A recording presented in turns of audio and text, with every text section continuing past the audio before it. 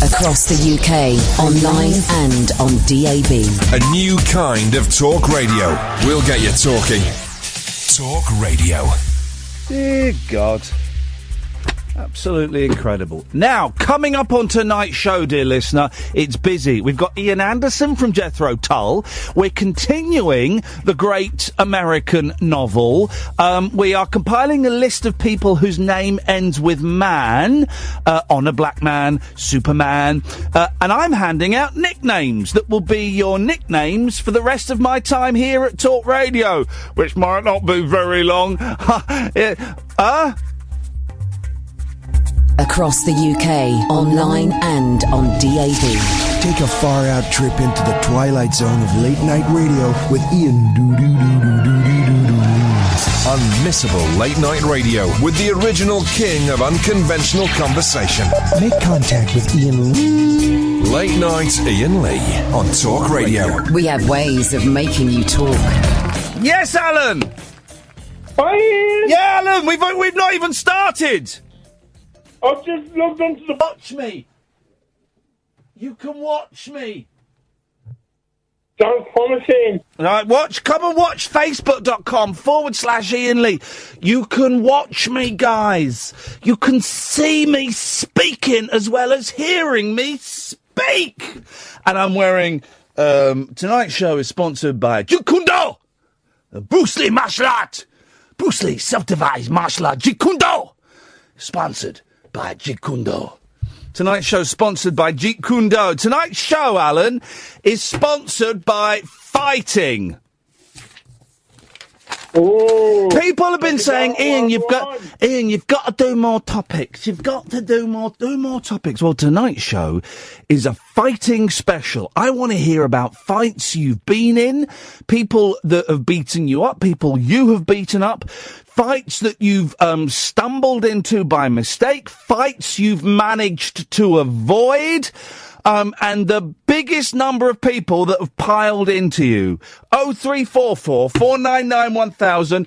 It's a fight special! I've got to fight for you. Yeah? Well, someone in every Friday night... Can I ask you a question? Can I ask you a question, Alan? Every Friday night... Can I ask you a question, Alan? What's the question? Could you pick up the phone for me? Sorry, I was charging the mobile at the same time. That's better. Here's the second question. Have you been smoking the herb? No, I have not. Because you sound wasted, man. I had 1 pint of cider. Yeah. Ah! Cat it can't handle his boozy drinks. Cat it can't handle his boozy drinks. So, cat it can't handle his boozy drinks. Now he's searching for his leather glove. I can see you now. I thought you gave rid of the beard. Yeah, I was going to get rid of the beard today, and then I bottled it. And I thought, I don't know. I was on Radio 4 today, Alan. I heard it. I got involved in an argument on Radio 4. I ended up... my favourite... I don't really remember what happened because I didn't feel very well. I still haven't burped. So this trapped wind bubble in my stomach is growing. So I still haven't burped. Mm-hmm. And I've got a sore throat. So it was hard for me to speak. But at the end... I was on Radio 4 on the media show, dear listener, talking about, why I believe that radio should be, passionate and it should, the whole thing last week about the style guide and while I thought that was terrible. Sorry? Oh, hang on. Facebook Live has kicked in. You can't handle your booze. So there was me. Anyway. Okay, there was me and some other guy who thinks that that we have different views on how radio should be done, and he was a nice guy, right? But at the end, it kind of got a bit... He was saying that there are too many words on the radio, and there's me going, oh, too many words! Oh, we don't want words on the radio, do we? Oh, Saki on Radio 4. I mean, radio board's the BBC Speech Day station. It is the Speech Day station. Let's just say I won't be working on Radio 4 again, and I will certainly not be working for the Jack Bauer network ever again.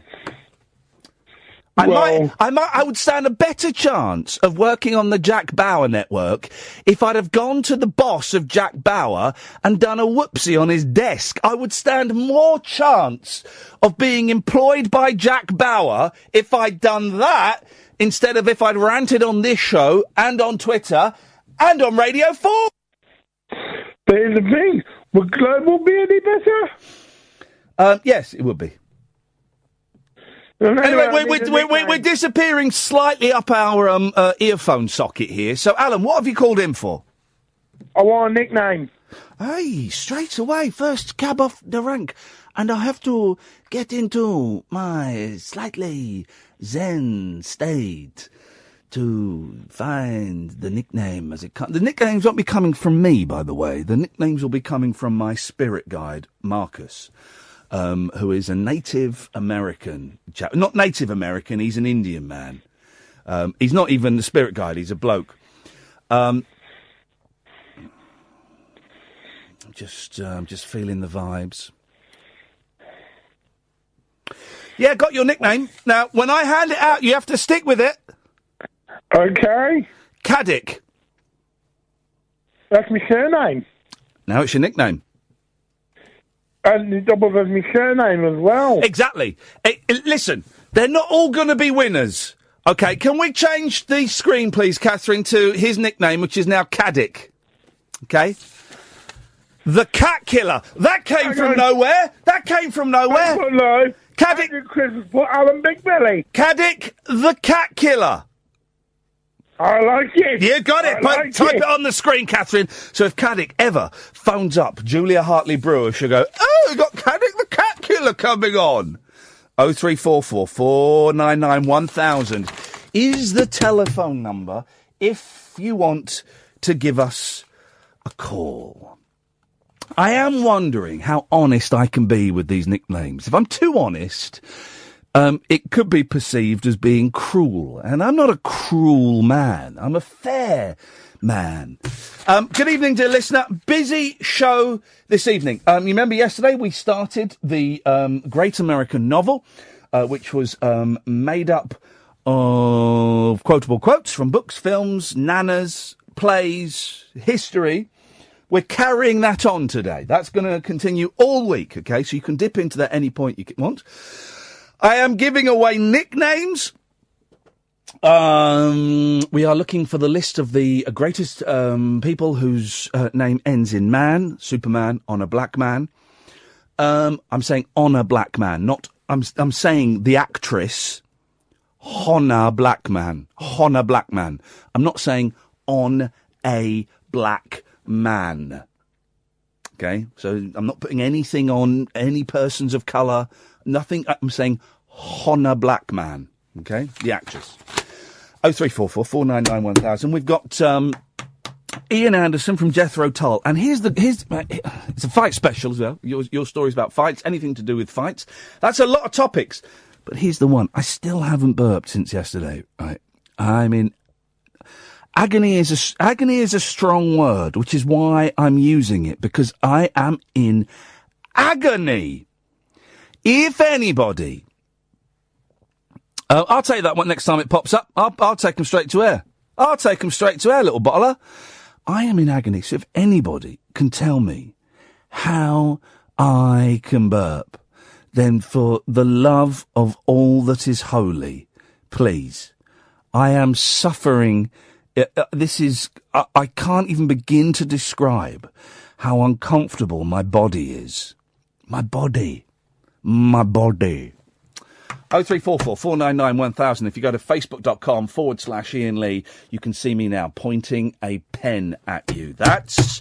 I got a little something for you. A little something... Oh! And there was, another thing, but I've forgotten it. Barry Westwood! Hey, I feel I should call him Mr. Lee. You can, if you want. Respect is, accepted. Very impressed, Ian. Very impressed with your Radio 4 contribution. It was, it was all right. I got very nervous, Barry. Very nervous. Well, I tell you, Ian, I'm certainly more comfortable talking to you and on your show, but the comments that you made, I can certainly connect with them. You made the point about spontaneous stuff and wanting to know what listeners are thinking. Yeah. However, I'm a little bit early on this one, yes. Ian. Go. But I'm hoping that my mate Ralph, a couple of weeks ago, we came out of a meditation class. I'd actually gone in front, but he came straight out of a chilled-out meditation class into a fight. I'm hoping he might sort of... Hey, flippin' heck, what the hell? From meditation to fight in just a few steps?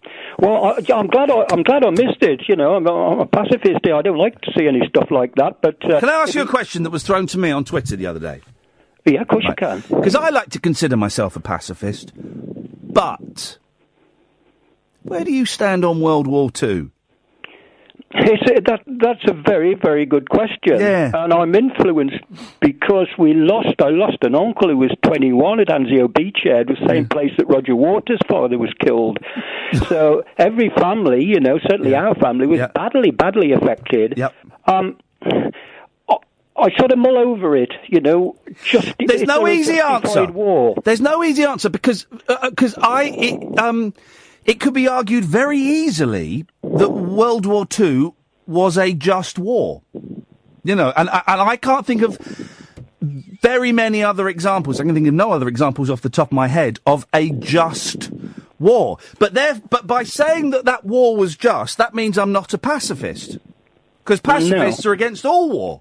That's right. The only thing I would say, Ian, is that, maybe that was the big learning thing for us. Maybe from that we can see what can happen with the birth of Nazism and all the rest. No, well, hang on a minute. And if you didn't learn that lesson, you can learn it now as it happens again. Yeah. I don't think we learned anything from that. No, I think we learned a lot from that, but that was 70-odd years ago. And, you say to kids something happened 70 years ago. Well, you might as well be talking about the Mary Rose. It's so long ago. It'll be 100 years since World War II in my lifetime. And, people forget, man. People forget, Barry. It's a weird one, Ian. I was born in 43, so, I can't remember it, but I was actually born when the thing was going on. Blimey. Yeah. But, this friend of mine, I keep telling him about the show, and he said that he's going to call in, and, I'd be really interested, for him to tell you about his experience. This is Ralph, the fighter. This is Ralph, my mate, and we left meditation class. I have a run back home, so he's a little bit behind me, and he walked straight into this fight. Well, Barry, we keep our fingers crossed. You've got us on tenterhooks. It's a fun question to kick around. If you're a pacifist, where do you sit on World War II? Because it was a just war, wasn't it? I don't know. 0344 499 1000 is the telephone number if you want to give us a call. A very, very busy show this evening. Late Nights with Iain Lee on Talk Radio. Late Night Iain Lee. Unfiltered night talk with the original king of unconventional conversation on Talk Radio. We have ways of making you talk. Yes, Simon? I've got a tip for you, mate. You've got a what? A tip. A tip? Yeah, I'm disabled. If you got trapped gas, the best thing you can do is drink soda. Do you mean fizzy pop? Fizzy pop? Yeah. It doesn't work with me. It don't work? It does not work with me. It just makes me more gaseous. I don't know, man. Oh, jeez. Oh, jeez. That normally works for me, but other than that, I've got no idea, fella. Why? You mentioned you're disabled, Simon. Yeah. Why? I had a brain hemorrhage. No, why did you mention it? What do you mean? Why did I mention it? Why did you say you were disabled? It's because I sound slow, and I wanted to make the difference. Oh, I see. I honestly hadn't noticed. You hadn't noticed? No, honestly, I hadn't noticed at all. I promise you. It's It's because I sound really slow on the video, and it's more of an embarrassment than anything else. Is it really? My hand on my heart, Simon. Yeah. Until you mentioned it, I hadn't noticed it. Now you've mentioned that you talk slowly. I notice it a little bit, but to me, it just sounds like you're being thoughtful. It doesn't. It doesn't sound as bad to me as I bet it sounds in your head. Possibly, that's possible.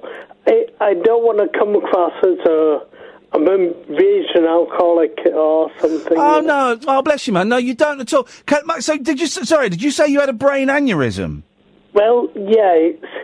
I had a bleed on the brain. Yeah. A burst blood vessel. So. Yeah. I'm slowly recovering from that. And will you make a full recovery?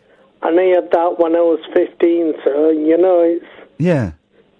And does it affect your thinking? No. Yeah, I'm mentally fine. Yeah. It's just frustrating that my mind wants to do things that my body can't. Yeah, I bet. It's... So your mind, and also I imagine if you're saying it affects your speech, your mind, the sentences are piling up in your head, and your mouth's not delivering them as quick as you want. Mouth don't work as fast as the man wants it to. Yeah. Well, Simon, honestly, and I don't know if you listen to the show regularly, but I say things as they are. I wouldn't have noticed, mate, if you hadn't pointed it out. Okay. And also, I should say this again on this show, because we've not said it for a while. Everyone's welcome to call in. If people are, struggle with stammers, or they struggle because they have, Jerry. Jerry's got Parkinson's, and he won't mind me saying this. And sometimes Jerry's all right, and we can understand what he says, and sometimes I can't understand it, and we sit there and we try and fathom it out together. And Jerry tweeted me yesterday saying that when he calls up LBC, they don't put him on. Okay. Now, there's a reason for that. It's because LBC's gone bust this week. It's not there anymore. If you go to 97.3, it's just static. But that really upset me, that because his speech, he struggles with his speech, that one of the former biggest radio stations in this country wouldn't let him on to express his opinion. I think that's terrible. That's disappointing. It really is. Everyone's welcome, Simon. It's a 3-hour show, and if it takes 3 hours to get a sentence out, then you know what? We'll sit here and wait, buddy. Okay. Nice one, man. Thank you for calling. Oh, whoa!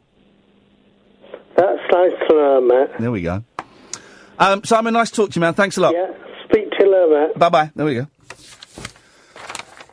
Because my mum struggles with her speech, and I just think if she phoned at LBC and they went, all right, love, yeah, we'll call you back, and then she never got a call back just because, it's a 19-year-old on the end of the phone going, I couldn't understand what they were saying. Well, make an effort, make an effort. Because the more, we normalise things, and it is normal. Jerry's got Parkinson's. Simon there had a brain aneurysm. The more we normalise these things, the less chance there is of my kids or your kids pointing and laughing and or being scared. Kids get scared of. One of the great things about my mum being in a care home is that my boys, they've grown up going to visit a care home every month or so. And they see, my mum in a very poor physical condition, and they see people a whole lot worse. People kind of sat there with their heads on one side drooling, that kind of stuff. And I remember seeing people like that as a kid, and I was absolutely petrified. I was petrified, and I felt scared and uncomfortable. I felt really scared. And that's, that's a natural feeling. Fear is a natural feeling. I'm not going to judge someone for being scared, but the boys, they see people like this all the time. And they're fine with it. They're fine with it, as they should be, because, hey man, we're all people. We're all people. Gatford! Hey, how's it going? I'm really gaseous. Yeah, I know. And that's why I'm rushing a bit, because I feel a bit... What you said of it happening on air, is that why you're a little bit... Say that again. Do you worry that it'll happen on air? No, I don't care. I just want it to happen. I'm worried that it will never happen, and I will grow bigger and bigger and bigger. and then burst. Yeah, exactly. That's my main concern. Yes. That's what keeps you up at night. Fair enough. Yeah. I've got a famous man. Oh yeah, we're famous compiling person ending a man. list of so far people that end. Hang on, people that end in man. So far we've got Superman. And Honor Blackman. Honor Blackman, not on a black man. Yes. Right. Mr. Churchman. Who's that? Well, he was my old next door neighbour. He drove one of those Princess cars in the 70s. Oh, we had a Princess car. Yeah, they were great cars. The Princess, slightly two-tone as well. In that the front was a slightly different colour to the back of it. The Princess was a classy car. If you're typing things to me, Catherine, I can't see what you're typing, and I'm not closing down my phone box just so I can see your funny comments. You'll have to bring in notes every time. Here we go. This is what we'll do. Old school. Every time you want to say something, type something funny on my screen. You have to put it on a bit of paper and bring it in and slip it. But she can't speak. She has to bring the paper in silence and hand it to Oh, I love it. I love it. Of course, the poshest car in the world is the Princess Vanden Pla. Well, you didn't have that, but that's a dream. We didn't have a Vanden Pla, but no. What does Vanden Pla mean? Like super plus, very plus. Must be. I don't do German, so. Andrew says, "Dear Ian, have you tried a couple of mouthfuls of lettuce? Sounds like you've got a bit of reflux." But isn't that expensive at the moment? Hey, listen to this. Richard says, Richard from the Glens, my nemesis, says, Ian, if you've got trapped wind, Andrew's liver salts will sort you out. Drink it. It's like deja vu. I've had this conversation with you before. Drink it while it's still fizzing. And you'll get an uncontrollable rift. A rift? What? In the space-time continuum? Andrew's liver salts will do one of two things. It'll either settle it down or bring it up. Yeah. And when I mean bring it up, I don't mean the wind. You mean sick? Yeah. Will I feel better? Well... That's the stuff. That's the stuff that comes. That's the stuff that comes in in the silver tin that you got to prise open with a screwdriver, isn't it? That's the one. Right. Yeah, I meant to buy some today. I was in a Boots. Like paint. Yeah, I meant to, and I forgot to. But can't you just take a certain brand of like Tums or something? Or no, whatever? The Tums don't work. I'm taking. I got through like 2 packets of Zantac yesterday. Oh, blimey! Where's me? I bought another 2 packets today. Oh dear! You've had this. This is all to do with your sphincters, isn't it? I haven't got a sphincter in my mouth. I'd love one. I'd absolutely love a sphincter in my mouth, but I haven't got one. And also, these new meds are really... can I get some water, please, Catherine? These new meds are... they're causing terrible... You have to pass her a note. Sorry, I can speak to her, but she has to pass me a note. Oh, okay, right. Anyway, Gatford, what do you want, man? Well, you've already given me a nickname, so I want one of them. No, I've got a nickname for you. Oh, man. Gary from Catford. Yeah, I like it, yeah. Can we change it on the screen to say Gary from Catford, please? That's your new nickname. Yep. Gary from Catford. There we go. I'll get that changed on Twitter. Yeah, that's no problem. Yep. Okay. And I sent some... Go back to where you were standing as your phone signal is breaking up. If I find out you're in bed again, I'm going to come and do a dump in your bed. Well, could you wait until tomorrow when I'm out? That'd be better. Anyway, I spent some money and some time today. I put up the camp bed in the front room. Yes. And watched the film. So that I could research the beds in the cinema thing. Yeah. And I fell asleep, so I'm still against it. Okay, Gatford. That's sorry, Gary from Catford. No, too late. It's over. The White Cliffs of Dover. 0344 499 1000. It's making me very agitated. This must be what it feels like to be a pregnant woman. No. On a bit of paper, please. It really must be what it feels like to be a bit of a pregnant woman. And I do feel proud. I feel very proud. I'm standing proud. 0344 499 1000. You want topics? You got topics, guys. You asked for topics. I'm giving you topics. It's a fight special. Give us your fighting stories, please. 0344 499 1000. I'm handing out nicknames if you want them, but you might not like them. Can I just say, right?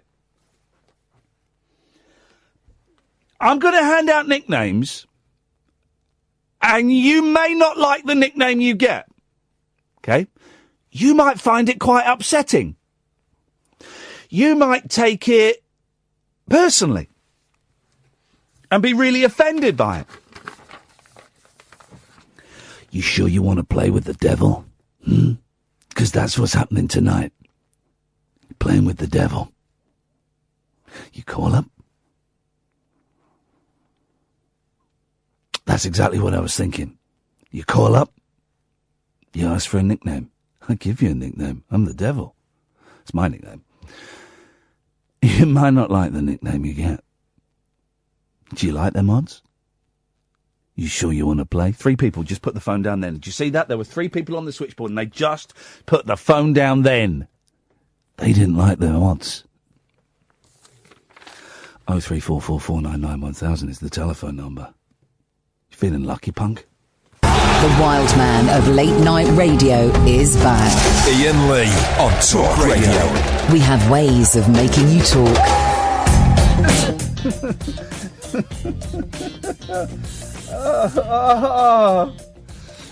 Who's Tony Knox? I'm blocked on Twitter by Iain Lee, says Tony Knox on the Talk Radio listeners page. To be fair, I was a dickhead. I deserved it. I wasn't horrible, I was just not in a good place, and Twitter was my outlet. Listening to Iain, it seemed easy to ridicule someone I liked. Here's the thing, and turn my depression on him. Here's the thing, right? When I'm depressed, when I'm really struggling with depression, I don't go on Twitter and ridicule people. I don't go on Facebook and slag people off. And I've had a few people, where's my depression? Well, you know what? When I'm depressed, I don't go around being really rude about other people. So I'm not sure I buy that, Tony Knox. Nothing brutal. I bet it was brutal, because I don't block people on Twitter easily. But all the same, I listen every night. Best guy on the radio. All right. That's nice. Okay, fair enough. Well, maybe we can be friends. Post 10 minutes later. I can't bear it, Iain Lee, anymore. It's crap. Now, Tony Knox, is that your depression making you a dickhead again? Or is that genuine? Because literally 10 minutes before that, you said, I listen every night, best guy on the radio. 10 minutes later, can't bear Iain Lee anymore, it's crap. Now, is that your depression doing that? Or are you just a massive bell? Do you know what I'm thinking, Tony Knox? I'm thinking the latter. I'm thinking the latter. 0344. Go and listen to something else, you muppet. Not LBC, they've gone out of business. 0344 499 1000 is the telephone number if you want to give us a call. Evening, Cleo. Is that what it's going to be, Cleo? Yep. Jesus wept. Type it on the screen, Catherine. It's Cleo. I know. Mate, listen, I said, if people weren't feeling up to getting a nickname they may not like, then don't phone in. She was mad as a box of frogs. She was brilliant. I interviewed her. I interviewed her for the 11 o'clock show when she was building the stables with Johnny Dankworth, and I got to go and look all around it as they were building it. And I'm so ashamed. We spent most of the time, of course, talking about scat. Because she was a scat singer. Is that him? Hang on a minute. Kath, is that the number? No. She was scoobity-ba-ba-ba-ba, scoobity-ba. That's the last fella. Go on, you do it, Cleo. What She's still alive. I thought she passed away. Anyway, she was, we're going to get Cleo Laine on this show. That's exactly what we're going to do. I'm going to make amends, Cleo, by getting Cleo Laine on the show if she's up for it. And of course, scat also means something very different. So I did a whole 10-minute interview piece with Cleo Laine with making that awful, childish, No, it's not even a pun, just an awful joke. Let's try and get Cleo Laine on the show, because she is an absolute legend. I thought she passed away. Johnny Dankworth passed away, didn't he? Yeah. Dankworth, that was it. Yeah, let's get Cleo Laine on the show. That's what, because she is, I know she owns the Sables. I was just saying, I went and looked at it when they were building it. She is an absolute legend, and, skibbity-ba-ba, skibbity-ba-ba-ba-ba-ba-da-boo-da-bip-ba-ba. Do you think she scats while she's eating? Exactly, and that's what I was doing. That was the whole package for the 11 o'clock show. Because Cleo, I'll be honest, Cleo, do you like jazz mags? And scat, those are the two jokes. I mean, awful. What a way to speak to a legend. Another legend the 11 o'clock show wanted me to get, and it was like the second week of the series. It came out that Vera Lynn had been a spy, right? Yes. And so straight after the recording of the 11 o'clock show one night, 9 o'clock, we drove down, I think she lives in Kent somewhere, and they wanted me to kind of do a similar thing on Vera Lynn and ask inappropriate questions that she wouldn't understand, but when they were edited in a certain way would sound vulgar. And I couldn't do it, Cleo. I could not do it. So I just sat there and interviewed her, and the director is kind of whispering, Iain, don't forget the questions that we've got. I'm going, yeah, I'll get to those in a minute. So Vera, what was it like being the Force's sweet? I couldn't do it. Rightfully so, I couldn't do it. Because the people like that, you can't take the mickey out of. Well, being associated with Scat, there's already an open goal there, isn't there? But yes, exactly. What could you say about that? Jazzman. No, exactly. You can't clear. What is it with jazz marks? Why do they used to find them in the countryside and laybys? It's true. I never forget when me and my sister were driving to see my father who was dying, and we came off the M4 motorway to go. I don't know what road you go on. He was living in Gloucester, and we stopped at a massive roundabout just off the M4, and I went, flipping it, look.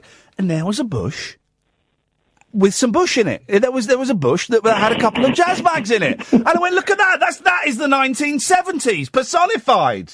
Do you think wildlife are like trying to reverse bestiality? Yeah, maybe. Maybe. I don't know. Anyhow, fighting. Yeah. Oh, it's a fighting special. I'm not a fighter. Well, I've had a couple of fights, but one. It wasn't really a fight. It was in a pub. Yeah. Not a bar, like a nightclub thing. And with one of my mates, I used to go out with lots of girls. And one of my mates, this lad tried to pull her, and she was having none of it. Having none of that, like, and blew him off, so to speak. And then she told us, came over like whinging, crying, oh, this lad was trying to cut my foot, all that malarkey. And about 10 minutes later, we came over, and just elbowed her on the back of the head as you walked past. Yeah. And I'm not a violent man. Ooh. He elbowed her? In the back of the head. Bang out of order. No. And I was like, right. And I was drunk. I'd had a few. Yep. I went, right. And I followed him to the toilet.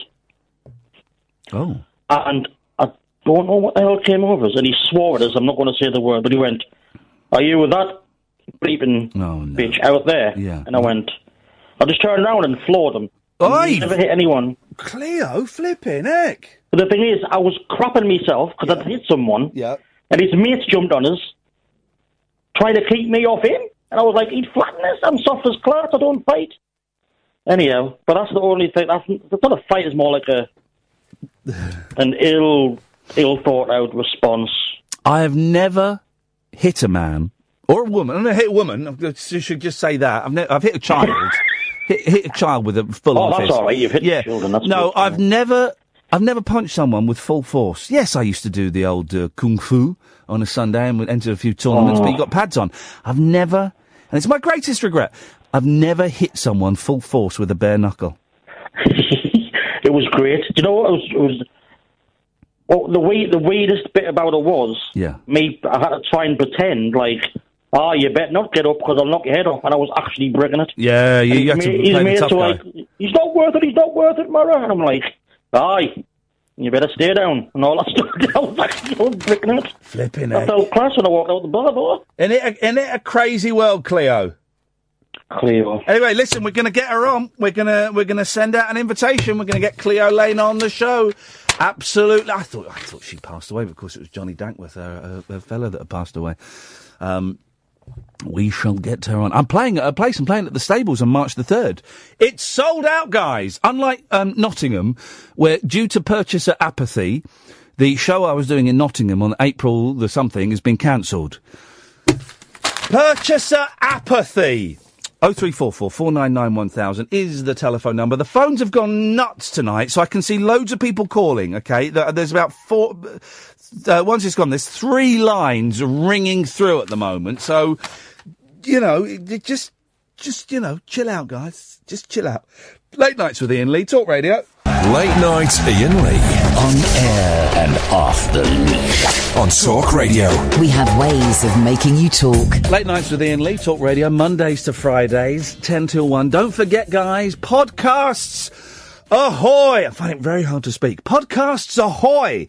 If you go to iTunes, type in Iain Lee, this show will pop up there, and we should clarify, because some of you are still confused as to when. I was getting loads of messages today going, when's Tuesday's podcast going to be out? When's it going to be out? What happens is, tonight's show, Wednesday, the podcast will be up tomorrow evening about 7, 8 o'clock. And Thursday's show will be up on Friday evening about 7, 8 o'clock. And Friday's show will be up on Monday evening about 7, 8 o'clock. So it just means we can get better podcasts, we can get more, and people get to go home at a decent time. And so you can type in Iain Lee on iTunes. That pops up. Also, The Rabbit Hole as well, which is a brand new show that me and Catherine do. It's a pre-recorded phone-in show recorded live in front of a studio audience. Does that make sense? No. Good. We got 4 more tickets left for this Sunday. If you go to ticketsource.co.uk/Iain, and it nearly came out then. The burps, I think I might be giving birth. I think my waters are breaking. Ticketsource.co.uk/Iain, IAIN-Lee. 4 more tickets for that. 5 more tickets left for the next performance ring, which is the week after, and that's the last one until the summer. And The Rabbit Hole, you can get it on Acast and Pocket Cast and iTunes and all the usual podcast providers, guys. So 2 shows for you, both completely different. And I know lots of you prefer Catherine over me. Well, she's... The Rabbit Hole is 50-50, guys. 50-50. Hassan!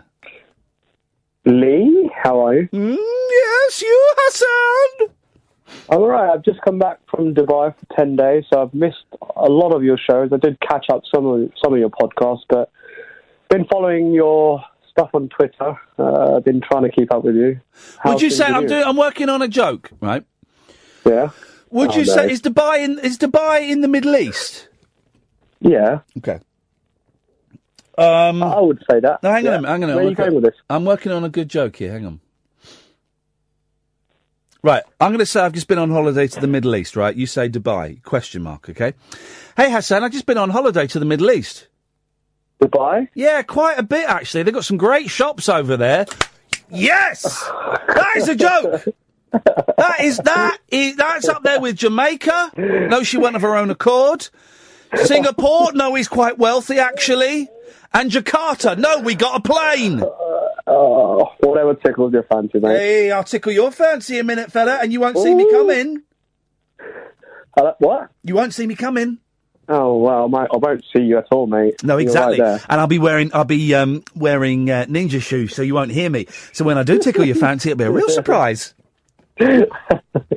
Oh, mate, I read something as well on Twitter. I don't know if this is allowed to be discussed about someone. Did they phone you about someone who's potentially about to end their life? It unfolded on Twitter after a show earlier in the week. A gentleman sent me a tweet saying, I've taken a load of pills and I'm killing myself. And it was about 1:30 in the morning. And the good side of Twitter came out, and loads of people rallied around and using top detective stuff. We worked out what his name was and where he was. And then by coincidence, a friend of his used to listen to my show years ago, and she was following me on Twitter, and she was in bed, and she just thought, I'm going to check Twitter before I go to sleep, and saw that and was able to go, oh, I know him, and blah, blah, blah. He was found. He called up the show the next day. He's in a bit of a state, but he's not dead. You know, and that's all on podcast, isn't it? Is it? It should be. It is in the podcast, and you know what? Me and Catherine ummed and ahed about whether we put that in the podcast or not, because we didn't. We really were keen not to be seen to be exploiting him for entertainment purposes or for ratings, and we really ummed and ahed. And in the end, we agreed that he'd called in to share the story, so he was obviously happy sharing the story. It had been on the radio. You know, I wasn't going to mention it till he called in. Yeah. It had been on the radio, so it was in the public domain. C, it might help somebody else. Yeah. D, and the most importantly, is I really hope that he hears it, and that, I don't know, that something, I hope that he hears it. In my fantasy, Hassan, he listens to it, and it causes a change in him. And I can't be any more specific than that. I don't mean like suddenly he goes, oh, hey man, life's all right, and I'm not going to kill myself. But just a seed. I hope he listens to it and a seed gets planted in him. Yeah, that's it. I called you a couple of weeks ago, and I felt really down, and you helped me. And then even in Dubai, I felt quite blind, you know, where I am. But it was just, I was with family, and they left me outside a salon, and I waited there for 2 hours listening to your podcast. Oh. And I just felt really awful in that I couldn't walk off and do stuff on my own. And I just tweeted about it, and then one of your listeners just chatted to me for 15 minutes on Twitter, and I won't mention his name, but how do you do Twitter if you're blind? Mate, everything talks to me now. It reads it back to you, does it? Okay, right. Everyone talks to me. Yeah. No, I wasn't trying to catch you out. That was a genuine. Hang on a minute. Okay, right. It speaks. Yeah. My phone, all of the phones have accessibility, so they all talk. But Iain, have you ever watched a Bollywood movie? Do you watch? Perdesi, janana hai, mujhe chole ke. Do mera, hero number one. Jani, jana, dam, bam, bam, bam, bam, bam. Never seen one in my life, mate. What are you talking about? Wow, that was impressive. Yes, mate. Thank you. Impressive. Catherine's shaking her head because those are my go-to songs. Yes, mate. I know what I'm doing. Catherine, he got that spot on as well, the pronunciation and everything. Yeah, no, I know, mate. Because the pronunciation. Because I spent 3 months in Pakistan, and I know. I absorbed the culture, but also I grew up in Slough, where we had loads of Indian and loads of Pakistani and loads of Bangladeshi kids. So I learned all the swear words there, and I remember when I was about 15, about 1988. 87, 88. Channel 4 had a season of showing Bollywood films on a Sunday afternoon, and I watched them because I thought they were so wonderfully ridiculous and over the top. But that for Naseeb is a classic. I haven't seen that one, but it's just I mention it because I tend not to watch them now because they copy Hollywood and they're a lot more vulgar now. They just stepped away from what they used to. Well, this is it. They used to be that you wouldn't even see a kiss in it. A kiss, there was no like bums or boobs or anything. And if there was sex or something, to imply that sex had happened, you'd see like a blossoming flower or something, wouldn't you? You get a wonderful image like that. And have they gone a bit raunchy now? Sorry, I'm pulling out cables and stuff while I'm talking to you. Have they gone a bit blue? No, you go ahead. A lot more raunchy. Yeah. I would never dream in the 90s or early 2000s that I'd hear an F word in Bollywood. Oh, no. There's all of that. There's girls wearing hardly nothing. There's sex scenes. The kissing is normal now, almost. Yeah, that's a shame, because that's what made them so wonderful, is that, that they were very respectful of the human form. I know, and so whilst this is predominantly an English show, I actually I've not been to a Bollywood movie for so long, but my mum wanted to go in Dubai and wanted to watch this movie called Qabil. Yeah. Then I was like, well, okay, just for you. It was on Valentine's Day, so I went in, and it was about a couple who were both blind. Oh, yeah. And if those of you who can understand Hindi or want to watch it, I would definitely say go ahead, watch that. It made me cry. As a grown man, I sat there crying to a movie. I'm trying to think of the... When did you last cry? Oh, no, that was today. I'm trying to think of the name of the Indian actress that I had a big crush on. Oh, from the 90s? Yeah. Jimmy Chawla, Midori. It began with a P. P? But her name began with a P. Oh, God. Not obviously. P? Yeah, but why are you saying P like that? People's names begin with P. I know, I'm trying to think out. I don't know. I think so. I mean, she was. Obviously not Shilpa, no. No, she was something special, this woman. What was her name? Oh, flipping heck. I don't know. I'm never going to remember. I'm never going to remember. Anyway. It's well worth watching this movie. Okay. What was it called? Cow Bill. Cow I Bill. won't spoil it at all. If you ever... Iain, it's amazing. It's about a blind couple and... I won't say anymore. Okay. All right. Nice one, Hassan. You take care. Cheers, man. Thanks a lot for calling. I appreciate that. 0344 499 1000 is the telephone number. So many phone calls this evening. Let's go to Connor. Evening, Connor. Guten Abend. Guten Abend. I can see people have been waiting for ages. I don't know what we've done this evening. I've got enough up until the top of the hour. Oh, if we can get that young lady back, because she's been waiting for quite a while. We'll go to her. I can see you and G have been waiting, and Charlotte has been waiting for a long time, and she's just gone. I do apologise. The phones, for some reason tonight, maybe, Connor, it's my appearance on BBC Radio 4 at 10 minutes to 5 this afternoon that's increased my callership. Yeah, I saw that on the Talk Radio listeners page. Someone posted about it. Yeah, you didn't listen? That's okay. No. Fine. No, I was in the cinema, I'm afraid. Okay. Yeah, watching Lego Batman again. Again? Yeah. Why again? Well, Charlotte's gone for a week, by the way. Oh, okay. My friend from London came back, and I thought, well, it was either that or 50 Shades, and so we decided to watch Batman. Yeah, it's a good film. I've got the boys tomorrow, and I'm taking them to the cinema, and I nearly opted for Lego Batman again, but then because that's pretty much what all the cinemas are showing. But I found a cinema near us that's showing some Japanese anime type thing, Jimmy Two Swords or something. I'm not sure what it's called. Okay. So we're going to go and see that instead. Interesting. Yes. Yeah. Yes. What you got for us, Connor? I'm off to Berlin tomorrow. Oh! Which is why I was practicing my German. Yeah.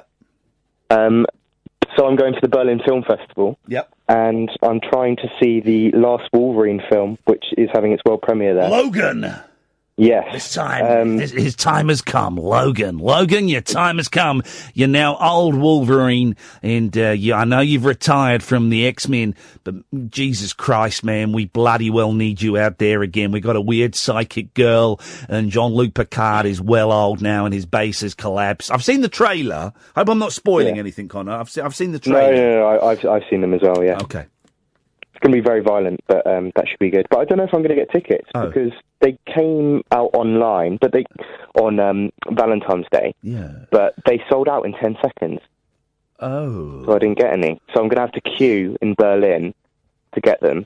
But that was kind of the whole reason I was going to Berlin. So You're going to Berlin just to watch a Wolverine film? Well, it was my birthday on Saturday, my 19th, so I was going to go for that. Yeah. Okay. Go and enjoy it. Go and, it'd be wicked. It is very exciting seeing films in foreign countries. I know. I don't know why. It just feels very grown up, doesn't it? Yeah, it does. And I have a German exam coming up as well, so I can practice some German. Das ist sehr gut, ja. Yeah, natürlich. Hey. Oh, by the way. Yes? Did you get my email a few weeks ago? What was it? It was about a story I'd written. No. Oh. That doesn't ring a bell. About a cloud? No, it doesn't ring a bell. Oh. Send it again, Iain at iainlee.com, and that's a yellow card! Sorry, I didn't actually realise you were going to put me straight on air. All right, that's in that case, that's a lime green card. It's a lime green card. Oh my word, that jumped straight in. I was actually commenting on... I know. We know exactly what you were commenting on. We know exactly what we're commenting on. I have to say this for a second. People on the Facebook page, you will have heard that. Apologies, dear Facebookers. You know we don't like bad language on this show. We have a zero tolerance. Let's say zero tolerance. I've given him a lime green card, but with apologies. Anyway, yes, G, what you got? People are talking about. Yes. And I've kind of now absolutely forgotten what I initially rang in for. But what I wanted to start with is hip, hip, hip. And obviously I got a kind of lime green card instead. Yeah. But I have... I don't have famous men. I know a famous man. Oh, yeah, people whose names end in man. I knew there was a reason for coming into work tonight. Yeah, I have two. Yep. John Inman. Oh, fantastic. Yes. And the John Barrowman. Oh, the man with the famous penis. Indeed. Oh, if anyone's ever worked with John Barrowman, they'll have seen his schlong. His husband, sorry. It's his husband that has the famous penis. No, it's John Barrowman. He gets it out. He gets it out every time he was working with people. Oh, right. Okay, you've seen it personally? No, I haven't, but I know... whenever I interview someone who's worked with him, I go, by the way, is it true about... And they go, yeah, he does. Yes. Yeah, you've seen John Barrowman's penis, haven't you? Nudge, nudge, wink, wink. You got any photos? Nudge, nudge, exactly. Nudge, nudge, wink, wink. Thank you, G. 0344 499 1000 is the telephone number. If you want to give us a call, it's a fight special. We're also looking for people whose names end in man. I'm giving out nicknames... we want more of your quotable quotes, you slackers. Talk Radio. Charlotte, you'll be next, then it'll be Stephen, then it could be you, dear listener. I'm not going to give out the phone number because the phones have been going mental this evening. Late nights with Iain Lee on Talk Radio. Across the UK, online and on DAB. He has made a covenant with the night, and with the darkness he is in agreement. Uncut, after-hours conversation for the up-all-night generation. Late night Iain Lee on Talk Radio. We have ways of making you talk. Stop the music, please, Ed, because I wanted to say something that's actually is quite serious. So, thank you. I don't know how we stop this. It is... okay, you know I struggle with Twitter, okay? I find Twitter very dark and helpful the other night. You guys literally saved a man's life. Literally happened. You lot did it. Well done. But it can also be a very, very unpleasant place. And you get fake news, pranksters, trolls, people pretending to be dead men. Barry from Watford been calling me for years and years. He must have been calling me for about 12 years. LBC, he was at Virgin and Absolute. He called me Three Counties a few times. He called me here a few times.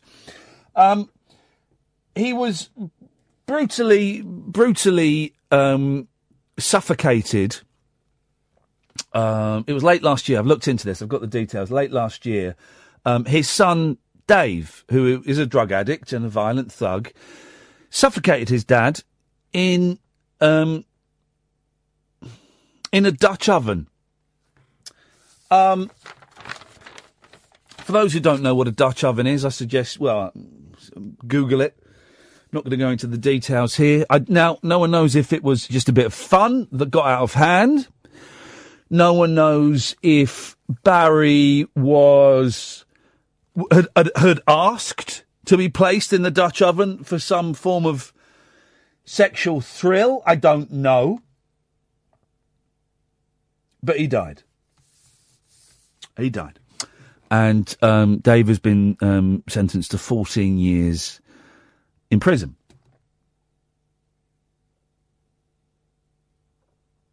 So who's tweeting me from Barry's account? At Barry from what? W-A-T. Who's tweeting me from that? Tweeting me abuse?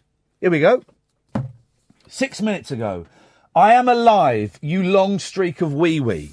Now, I've reported these tweets to Twitter saying that it's a dead man. That cyber hackers, trolls, have somehow broken in to his Twitter account and are pretending he's still alive. He's not alive. I'm thinking of forwarding this on to Alexis Conran as well of the Real Hustle at the weekend.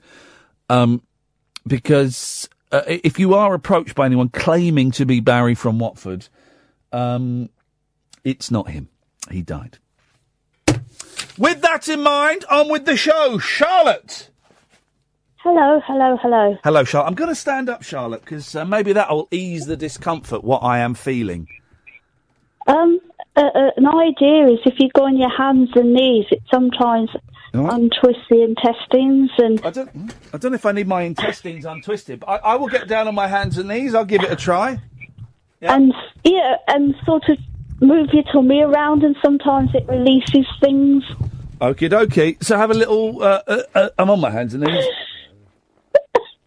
Well, a little waggle. Ooh, it feels good, actually. I'm doing it. Oh, I do want... It. I'm going to press a... hang on a minute. Oh, here comes Kath. Hi! Charlotte has told me to get on all fours and waggle. She said it might loosen something. Well, that's why I'm leaving the room. Okay. Hang on. I've actually got to press... gosh. What? Don't. Okay. Any success? No, but I can stay down here for a bit. Hang on a minute. Let's just I can stay down here for a bit. I've knackered that now. Hang on a minute. There we go. No, it's not helping, but I'm uncomfortable wherever I go, Charlotte, so I might as well stay down here for a bit. You feel free. Thanks very much indeed. Anything else? I've got a man. I'm pleased to hear it. I'm married as well. Oh, sorry for the... I thought you were showing off. Sorry, for the list. Yes. People whose names end in M. Go on. Marty Feldman. Oh, Marty Feldman with the eyes. With the eyes, yes, of course. Marty Feldman. He was strange because he got quite big over here in the 60s, and then he went to America. I think he had a TV series in America. He did, didn't he? He was quite a big star over there and made a few films. And then he died, didn't he? In like he's about 39 or something. No idea. Oh. Okay. Okay. We'll park that. We'll park that. I can't. But hang on. I've got one. Spider-Man. Uma Thurman. Who? Uma Thurman in Is she related to Uma Thurman? Yeah. Uma? All right, Charlotte. Oh, don't stop that. Uma Thurman. Uma. I said Uma, not humour. No, but it's Uma. Uma. Okay. Uma Thurman. Yeah. There must be... Okay. Jack Nicholson. Sam Boardman. Here we go. The Germany aeroplanes. They sound like a swear word. They bought me ma's chip shop. The Germans, they playing the sounds like the F word. They swap on me shop. Sorry? Don't overdo it. I'm doing it properly. And I've got another one. Yeah, go on. Oh, George Foreman, the grill man, boxer man. Yeah, we can allow that. Did he design... All right, here we go. And this is a genuine question, okay, for the listeners. Mm. Did he design the George Foreman grilling machine? Or did a grill master man come up to him? I don't know if there's a brand of grills called a grill master. I don't mean that. But did the company approach him and go, George, we've invented this griller, but we just can't get any traction. We can't sell it. We know it's great. We really think if you put your name on it and go on QVC, it will make us a lot of money. How did that happen? Wow. I think he probably just endorsed it, didn't he? For lots and lots of money. Yeah, I'm just going to stand up again. Turns out wiggling about on all fours don't do me no good. I'm not as fit as I used to be, in every sense of the word. Okay, Charlotte, thank you very much. All right, then. Good night. Bye. Everybody's phones are going a little bit bleepy, aren't they, this evening? Iain Addison from Jethro Tull coming up later on. We spend a good part of the interview talking about the curse of being called Iain. It's a limp name. Oh, let's go to Stephen. Evening, Stephen. Evening, Ian. It's been a while. Last time I spoke to you, you were on Absolute Radio. Flip, hang on. Well, there's me thinking, gosh, what was Stephen? Did we speak last week? That was 5 years ago, you prune. Yep, Igor and Dad from 5 years ago, back again. Well, but, what did we talk about, he said, knowing that I wouldn't remember any of it? I can't remember. Oh. I know who you are! I know who you are! Oh, my God! Right, okay, well, listen, this is great. This is time travel, okay? Because if I remember correctly, Stephen, you were setting up a business. This is brilliant. You were setting up a business renting out water pistols. Yeah, that fell through. Let's not even talk about that. No. Let's talk about that. You were setting up you had a business where it was like paintballing, but with water pistols, and you would phone up every night and were convinced you were going to make a fortune from this. And me and my producer at the time, Eloise, we were both a little bit sceptical. How much money did you make out of the water pistol business, Stephen? 500. You never did! I went on to Twitch streaming after that because, unfortunately, it wasn't that great. No. Twitch, not Twitter. Oh, Twitch, okay. And now I bring in about $1,500 a month. What, on Twitch? On Twitch. What? Right, for those who don't know, Twitch is like this online channel where you can stream yourself playing video games. You're telling me you're earning 1,500 quid a month, £18,000 a year on Twitch? Yep. I'm calling you out as a liar, Stephen. It took about 3.5 years to set up and get up and running. I do not believe you. Hey, listen, man, if it's true, then that's beautiful. I don't believe you. No one ever does. Don't worry. No one ever does. All right, let me find you on how do I find you on Twitch? You need to search the channel. Yeah, what's the channel? Channel, I'll spell it out for you. Lisana Struss Gaming. It is LISANNA. Yes. ANNA. STU. Yes. Catchy. SS. All right, let's. Oh, there's a R between the T and the U. Okay, Lisana Struss, and you're Lisana Struss G1 on Twitter. Mm-hmm. Mate, you've got 4 followers on Twitter. You are not not getting 1,500 quid a month with. Don't use Twitter. Well, no, you haven't used it for a year. All right. Okay. So you don't use Twitter for it. I'm going to the channel now. You had 3 names, didn't you? Weren't you Stephen something something? That was years ago, man. I can't even remember. Well, you'd remember your name, Stephen, wouldn't you? Not on that, no. Right. Donations. Yeah, the donations have changed for a while ago, but I'm making enough money on multiple different platforms. You've got 4 videos on there. The last video was uploaded on July the 7th. You don't save the videos. If you save videos, you get copyrighted by Twitch because of music. Okay, so there's no clips. There's no videos. I can't. There are no. It doesn't tell me how many followers. You've got 93 followers. 93 followers, I'm saying. So you're telling me that 93 followers give you 1,500 quid a month to watch you playing Mario Kart? Mario Kart, that's old school. I don't play Mario Kart. All right, whatever you play, but the 93 give you 15. Give you 15. That's the thing. You don't have to rely on your followers to give you income. Right. So you have the randomers which come in. The randomers which come in, you can get anywhere from 20 to 2,000 people come into your stream at any one time. And that's how you make your money. Show me this. I want to see. There must be somewhere. It is because all of these social networking things. I'm just texting Eloise to tell her that you're phoning in because this will blow her mind. Yep, it will. All of these social networking sites are based on numbers. Okay, it's all about how many likes, how many retweets, how many followers have you got. So there must be somewhere on here.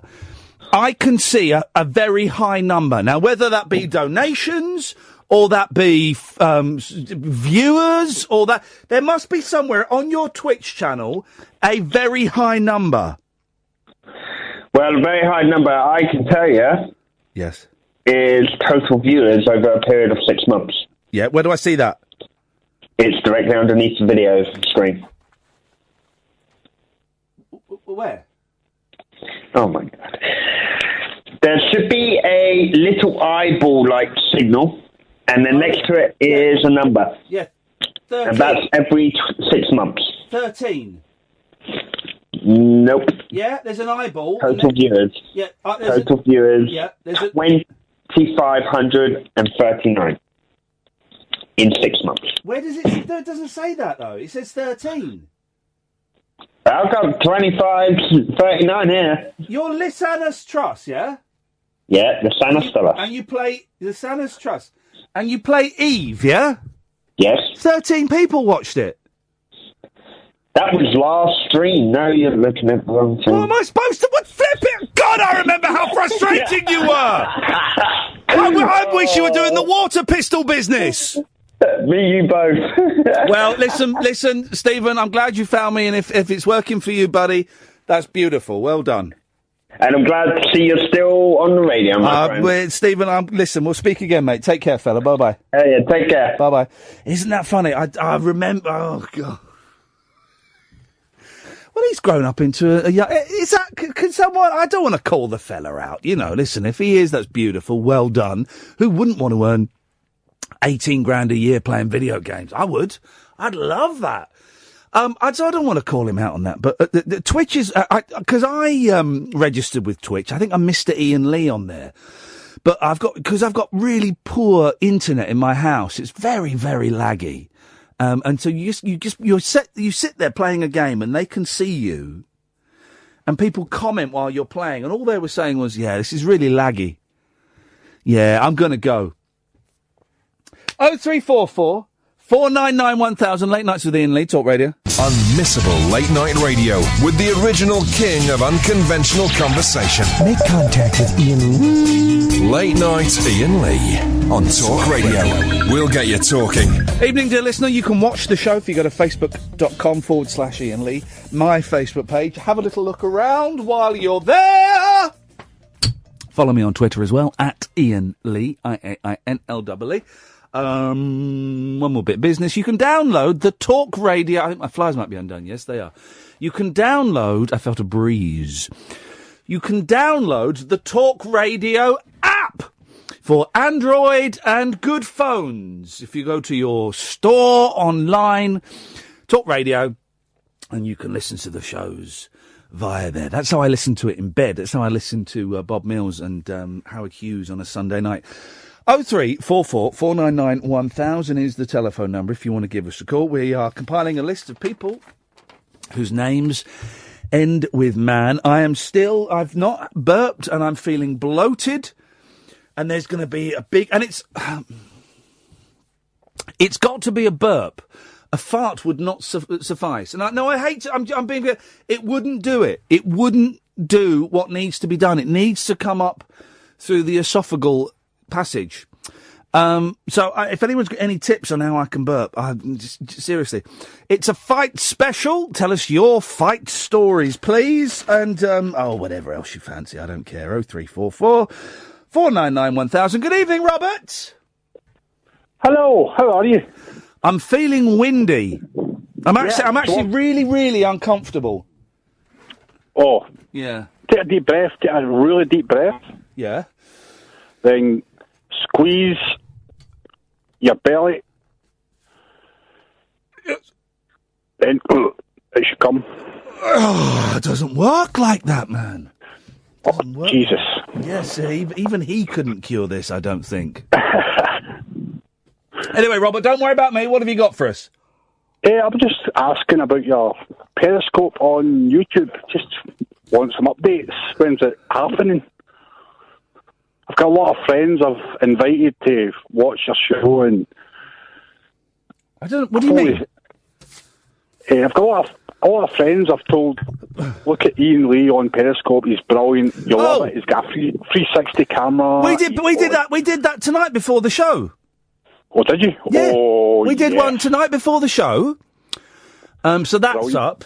And we're streaming on Facebook tonight. And we might do Periscope tomorrow.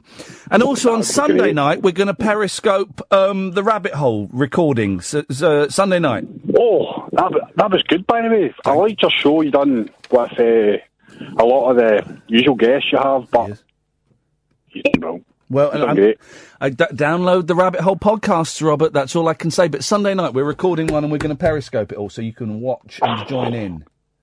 But that's what I wanted to say. Are your friends then all a bit geeky when it, and I mean that not as an insult, when it comes to Periscope and things then?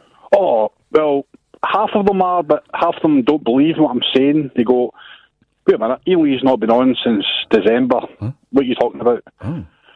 But I think I've been watching you on Facebook and I've confused it. Maybe. I'm trying to like say, no, I watched him, he was on last night, he was brilliant, and I was going, no. We haven't done as much Periscope this year as we did last year. We wanted to focus on the radio output, as it were, but we're going to do a bit more Periscope over the next couple of weeks. So how did you go on yesterday with the Valentine's Day? Did you get the good lady some flowers? No. No? Why? It's all a bit silly, isn't it, Valentine's Day? But it's a tradition. Yeah, well, exactly. It's a silly tradition. What did you do for Valentine's Day? I just got flowers and a card, some milk tray. Right, how much did that cost? $19.95 at Asda. 20 quid you spent on a crappy card? How many? I did. I got a bag, so it was 5 pence. It was £20. How much did you? How many flowers did you get for that? It was 12 red roses. It was amazing. Why was it? Why was it amazing? Because you thought, oh, that's real love. That's not real love. Flowers. Real love is if you do it on January the 3rd or August the 19th or March the 16th. I know he said 62nd. That's real love. Doing it on a day that you're told to do it by the suits, that's not real love. Not the suits. It's more of the guys in the jogging bottoms and t-shirts. Don't fall for the corporate bullshine, Robert. Oh man. No, I didn't do anything. I don't buy into that nonsense. And also, I'm too busy. My boys made my wife a card, and that's better. Yeah, that's actually better. That's better. That is probably the best way to do it through the kids. Well, no, but it wasn't for me. They just did it. I didn't even tell them to do it. They just did it spontaneously. Well, that's what I was going to say. Just keep the Periscope. Keep it going, man. Keep it going. All right, Robert, I will. We'll, if I remember, we'll do one tomorrow. All right, mate. Take care. Cheers, man. Bye-bye. Thanks. No, Valentine's Day is not celebrated in our house. That's not me being. It's me being a little bit grumpy, I suppose. But it's just, what's the point of it? Restaurants put up the price of their meals. You buy these rubbish cards. And the tradition, of course, is the Valentine's card is sent anonymously. Well, that's just creepy, isn't it? That's like stalker territory. Imagine, you probably can't do that now in 20... If you're a 17, 18, 25-year-old young man, you fancy someone at school or college or in the workplace, if you sent them an anonymous, I've been watching you and I think you're absolutely fabulous. Will you be my Valentine? You get you'd see the police coming in over to Sharon's desk, going, and she'd say, "This is it," and they'd be looking around. They'd do a fingerprint test, and they'd fingerprint everybody. Then you go to prison, and you would die. So no, you can't do well. Because the reason you would die is because you're not used to prison ways, and you feel absolutely awful. And there, of course, is a burgeoning problem with spice, which is a very strong drug in there, and it's a drug where you don't know if it's going to be strong or weak. So you would have a bigger dose of spice than you could stand, and it would kill you. That's why you die in prison. So I think that, it's very creepy. It's very 1970s. It's a little bit stalkerish to send out Valentine's cards. I tell you the Valentine's cards I like. And they did it again this year. When the cops send out Valentine's cards to criminals. I love it when they do that. 03444991000. Police sent Valentine's Day love letters to their most wanted suspects. Oh, I love all this. Oh, the police, why don't they go around and arrest them? Oh, shut up. But their cheeky messages had the serious intention of generating clues to find them. The officers who penned yesterday's online missives said Sussex Police is feeling lonely this Valentine's Day and is looking for a date with some of its wanted people. We live at 999 Lesby Avenue. Lucia Biffy, 26, wanted in connection with shoplifting offences, was told in a Valentine card. Lucia Biffy, such a beautiful name. It's a shame we are parted, but we'll meet again. Lucia Biffy, please call me my love, my sweet, we must meet. This game is just boring, it's all hide and seek. The poems could do with a bit of work. You want to get a decent writer in. Kyle Gilmore, 23, who has breached the terms of his licence since being released from jail, was wooed with the message, Sweet Kyle, don't make us sad, don't hide away, you know you've been bad. Kyle Gilmore, come back, my love. Happy Valentine's Day. Oh, that's a bit weird. Well, I like all that stuff. I like it when coppers do that.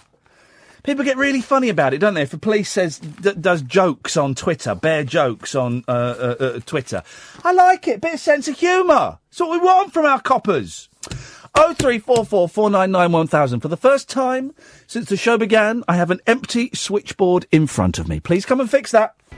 Late night Iain Lee on Talk Radio. We have ways of making you talk. 03444991000. Catherine, come hither. Come join me in the studio. It's a fighting special tonight, dear listener. Your stories about fighting, if you've been in a fight. I tell you what the boys did. I'm just reminded, because of course at school when there was a fight, everyone would get in a circle and go, fight, fight, fight, fight. The boys said, Daddy, we've got something to show you. And they had their tops off, as they often do, my bizarre children. And they put their arms around each other and started marching around the room and saying, we are the boys. We are the boys. And this is obviously the school thing. And I said, I used to do that. We used to do that at school. And the lyrics and the tune for the song we used to do were, who wants to play war? No girls allowed.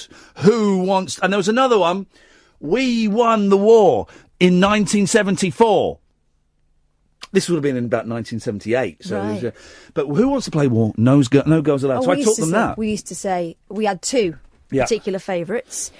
There was Who Wants to Play Star Wars. Okay, Or another great favourite. But boys and girls were allowed to join in with that. Well, with Star Wars, there was only really one girl's part, although we did invent a couple of extra chicks because, some of them would persist, me included. I wanted to play.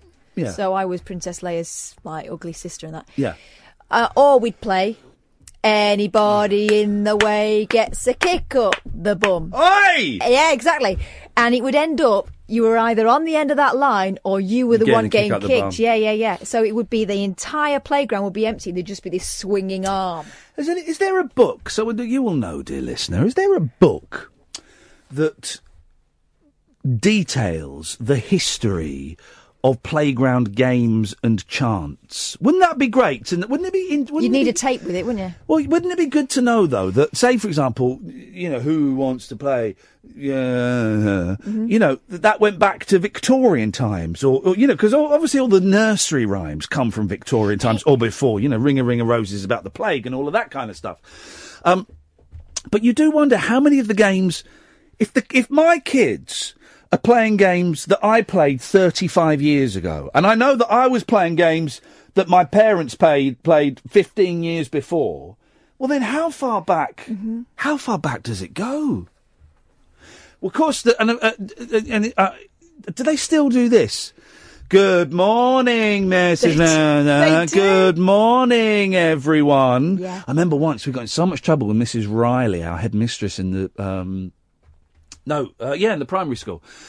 No, it wasn't. It was Mr. Collins in the middle school, because he said we were doing it sarcastically. Well, it's a sarcastic tune. Story of your life, isn't it? But the whole school, and he kept getting us to do it. He's going, no, you are being sarcastic. Wow. Do it properly. Sounds like he was having a But tough it's day. he's the fellow that gave me the slipper.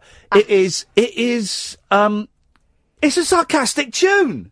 It sounds bored. Yeah, it's a sarcastic tune. Ed, you just missed a phone call, dude. Come on, focus. 0344 499 1000 is the telephone number. Yes, Chris. Hello. Good evening, Ian. Good evening, Chris. Are you shouting again? No. Because every time I listen to you on the radio, I got to turn the radio down slightly. That's because we're broadcasting so powerfully, your radio can't handle it. You've been banging on about Valentine's. Okay, I done a stupid thing and I bought my partner some flowers. Oh, yeah. I did. And she said thank you for buying me those flowers. That's great. So, okay, it's not just Valentine's Day I buy her flowers. I do it other days as well. Great story. I know now who's being patronising now? I am, Chris. Git. But why'd you buy them on Valentine's Day? Was it ever, surely it's romantic. Surely it's romantic to do it to do it not on Valentine's Day. Actually, I will say actually. Yeah, you said it 3 times. Yes, right, and I'll say it another time. I'll as say well. it once. Actually, I didn't send her flowers on Tuesday, Monday. So, does that make any difference? what was the chants? cheaper, yeah. What were the chants you used to shout in the playground? Oh gosh. Should I tell you mine? Who wants to play war? No girls allowed. No, I didn't. No, I didn't. We won the war in 1974. And you'd have your arms around each other and it would get bigger and bigger. We won the war in 1974. It's a good one, that. I didn't know. No, you throw me now. You didn't have any chants in your playground? We don't normally do kiddie stuff, but this is slightly different from old games and sweets. So I'm quite happy to take calls on this. What? So what did you call in for, Chris? Pardon? Because you was shouting again. Okay, so you called in just to tell me to stop shouting, did you? Well, I wish you would, actually, just sort of calm it down a little bit. Okay. Okay, well, that's interesting. See, I'm going to try and patronise you now. You don't need to try, Chris. So why do you want it calmer, Chris? Why do you want it calmer? Well, I don't know, because you keep on shouting all the time. Well, if it was There's no need of it. You're right, there is no need of it. You know, like, I notice... Yeah.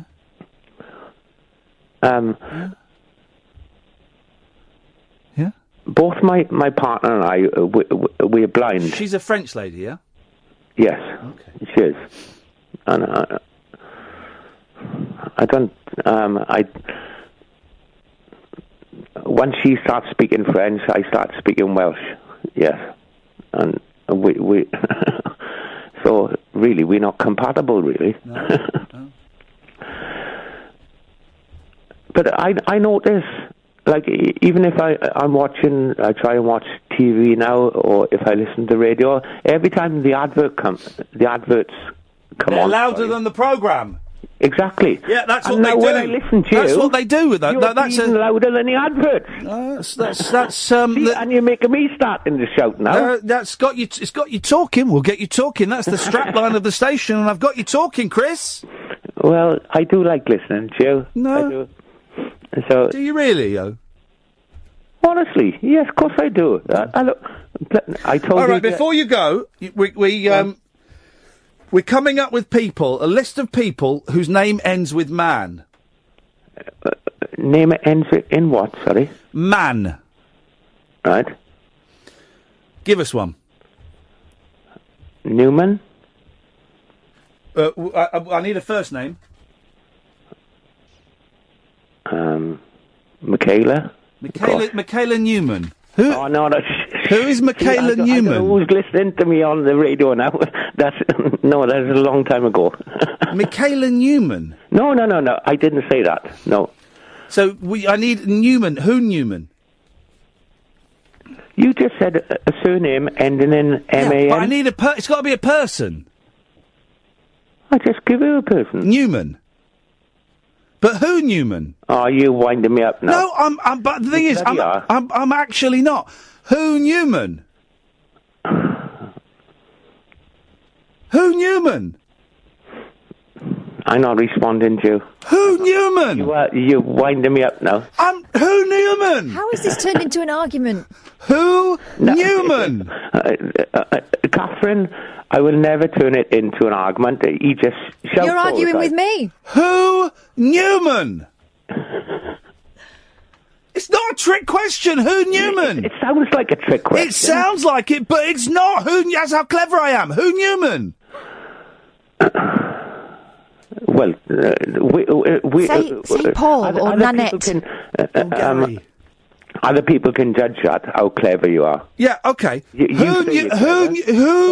You think you're clever, do you? Yes, I do. I think I'm very clever. Chris, we've just given you 3, but you didn't listen. Who Newman? Oh, see, I'm being stupid now. Yes! Who Newman? Nanette. Gary. Paul. Who Newman?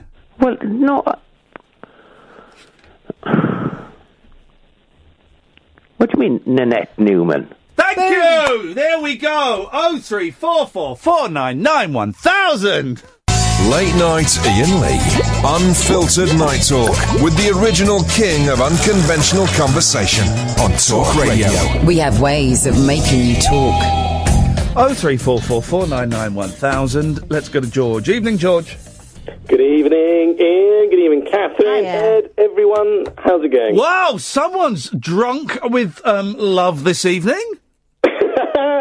Yeah. Oh, I've had a bad few days, so I'm just having a nice evening tonight. Treat myself to some happiness. Oh, what does that mean? Here we go. You're drunk. You're drunk. You're on drugs. Right, actually, you've got a masseuse coming round. The Dickensian way, I'm sat here stitching up a hole in my trousers. Yes. But, and that's just even more to add to the fun. If I'm still here to sew our trousers together, I'm still here to have fun, have a nice time. Yep, well. Good stuff. That's I've what got it's a all man about. for you. George. Man name? Well, first, where is the hole? Où est le trou? I don't want to tell you, because you'll only turn it into some sort of... Is it the crotch? Skit. Is it the crotch? No, it's the pocket. Oh. Oh, comedy skit out of a hole in the pocket. Pocket billiards. Yeah, I know, and it's the pocket I keep my wallet in. I've been scared stiff. You don't get... See, we don't get any more. Right. You don't get coats where the inner lining goes so that you have things floating around inside your coat. Oh, yes. That used to happen all the time. Listen to this. Go. When I was at senior school, there was a particularly unpopular teacher because she was really grumpy and nasty. Yes. And she was quite a large lady. Yeah. And one day she came into school and she was hobbling more than usual. And what had happened was, and as she told us this, we all had to stifle our giggles because she was such a serious woman and, it was hilarious. What a hilarious injury. Yeah. She said that she'd had a pocket with a hole in it, and in the pocket she had placed a rather sharp pencil. Hey. I know. The pencil had worked its way into the lining of her coat, and she'd forgotten all about it until one day she was walking awkwardly, and the wind blew it between her legs, and the pencil jabbed her square in the thigh. And her other thigh pushed it into her leg. Where? So she inner stabbed thigh? herself with the pencil that was in the lining of her By coat. her woo-woo. Flipping heck. That makes you think, doesn't it, eh? That makes you think. She was horrible. We loved that one. Are we? That makes the kids worse, right? She was nasty, but we were nastier for loving that. Ed! Come on, man. Whatever you're doing, please. I don't want to keep saying it. Stop it, man. The phones are ringing and it's not answering it. I don't know what he's doing, George! I don't know what he's doing! He's just having a nice time. Anyway. Yeah, but you used to get that a lot with coats, that bits... I constantly... I remember I had You'd have to work it through. This lovely coat, yeah, but there was always money... And if I was short of money, I just put my hand in and work around and go, oh, there it is, 50p. Beautiful. Yeah. You don't get that anymore. Yeah. Kids these days don't know they're born. Do not know they are born. Anyway, George, so you're darning tonight? Yeah, doing a bit of that. Good for you. It's a dying art. You can't sew, can you? I love it. I can sew, but I can't finish off. Uh-huh. No, I can't finish off. So you sew, and then you put your foot in it, and then it unravels. I can't finish it off. Oh, dear. That's the thing. So that is frustrating. But otherwise, I'm very wealthy. I can buy socks. I can buy new shoes. Yeah, but I'm thinking more buttons. Oh, I can't do... I can't finish off. How do you tie it off? I'll show you one day. Well... You never watch when I'm doing it for you. No, it's all right. He swans off and leaves the maid to handle that kind of stuff. Sewing kits. Do many houses have sewing kits these days? But my mum had a tin full of buttons. Different buttons. I've got one. I'd love that tin of buttons. I got a sewing kit for Christmas. Oh. I was quite disappointed. From the kids? No, from my mum. Oh. I've already got one. I've got like a big sewing box. I've got all the gear, George. I've got the gear. Wonderful. So have you become your mother, do you think, having a classic box of odds and sods? Yeah, definitely. Wonderful. And I make dressing up outfits. Oh, and I've brilliant. made dolls. Yeah. And I've done all that stuff. I haven't got time. Oh, and, you're only one step away from doing your old cosplay costumes as well, aren't you? Well, you say that. We've been to cosplay. Yeah, did you ever carry on? She was a sexy Velma. I got a lot of action on the photographic front. I was a not so sexy Shaggy. Well, I've got a Obi-Wan Kenobi. I've done it before. Yeah. Wonderful. I like it. It was genuinely. I thought it'd be weird. It's like a big Star Wars convention this summer, or last August, and it is. I've never done it before, and I know it's a weird thing to do. It is a weird thing to do, but I got there and I just felt like. If I was in a shirt and tie, like I would have been otherwise, I would have been the odd one out. Exactly. The only weird thing for me was walking from the car into the convention centre. Once I was there, I was with my people. No, exactly. And your skirt was very short. I had shorts on underneath. Well, but then you've got to be careful. If you Google, George, sexy Velma.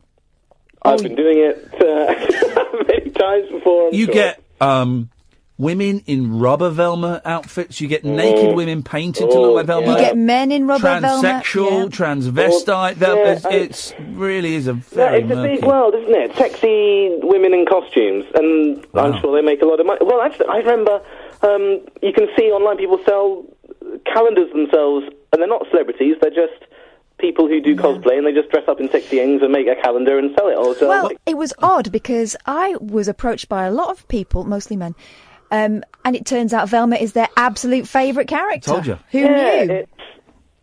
Who knew? Yeah, I imagine she must be the one who's in one of the Scooby-Doo films. Cartoons. In one of the actual things they could probably pull Velma, don't they? In one of the actual movies with real people. Oh, she's the accessible one as opposed to Daphne. Velma goes out on a date and she dresses up in like a rubber outfit or something. Oh my days! Yeah, I know, man. It really is. It doesn't bear thinking about.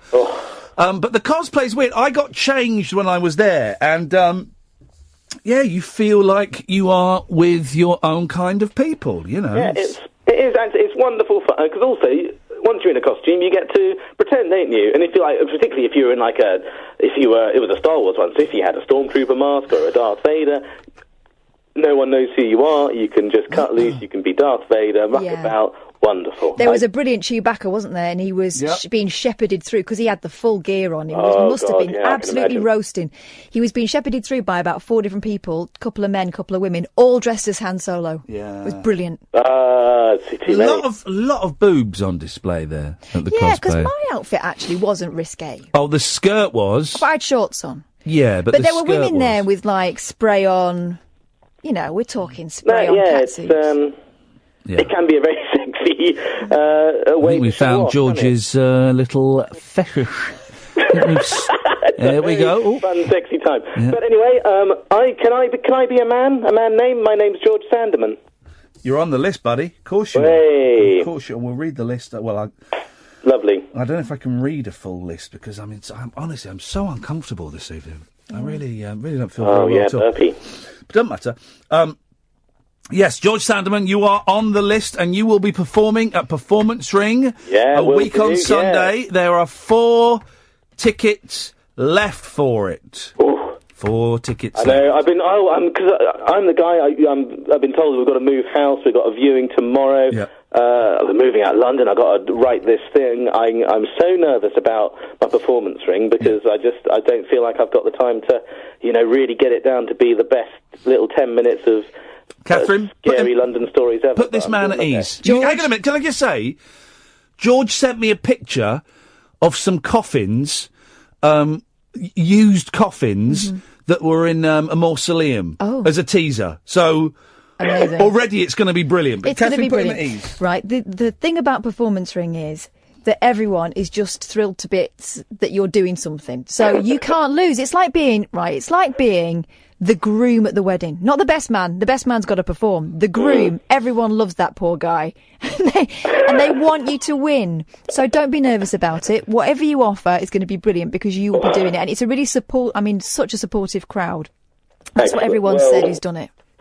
Well, it's good to hear. Thank you very much. No, I'm looking forward to it. But if you're rubbish, George, we will destroy you. Yeah, we throw stuff.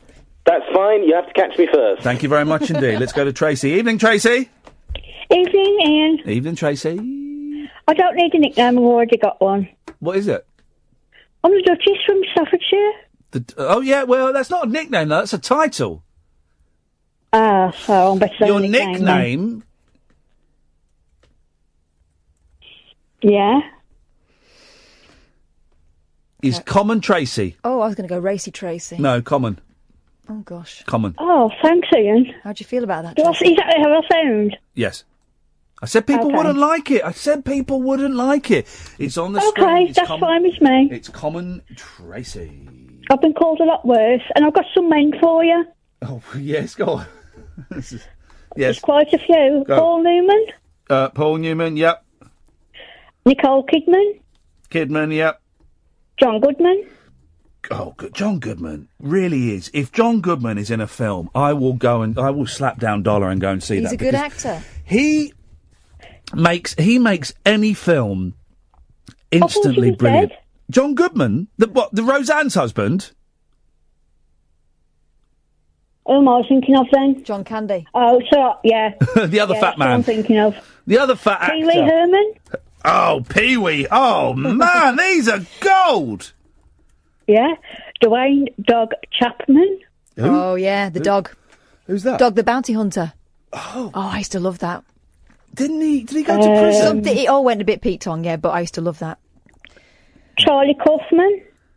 Yeah. Oh, now he he directs film. Hang on a minute. You got these off the internet? No, my son. I mentioned it to my son, and he just come out with the long brief. Well, why is your... Okay, tell me who Charlie Kaufman is. He's a film director. Okay. You just told her that. Go on. Dustin Hoffman. Who is he? He's an actor. Okay. All right. Right. Was it Rain Man? Was it Rain Man? There's another one. I counted 362 with And David Letterman, and that's a lot. Was that Denzel Washington again? No, shut up, man. David Letterman. All right, excellent comment, Tracy. Okay, thank you. Tutty bye. Tutty bye. Tutty bye. I'm going to lie on my stomach during the news. That's what I'm going to do.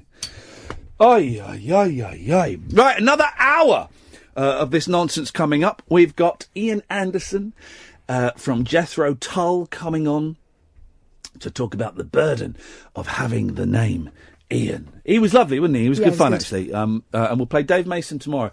Dave Mason was lovely, but it was one of those interviews where there was not a lot being given. I get the impression from him he's very shy. He's shy and he's private.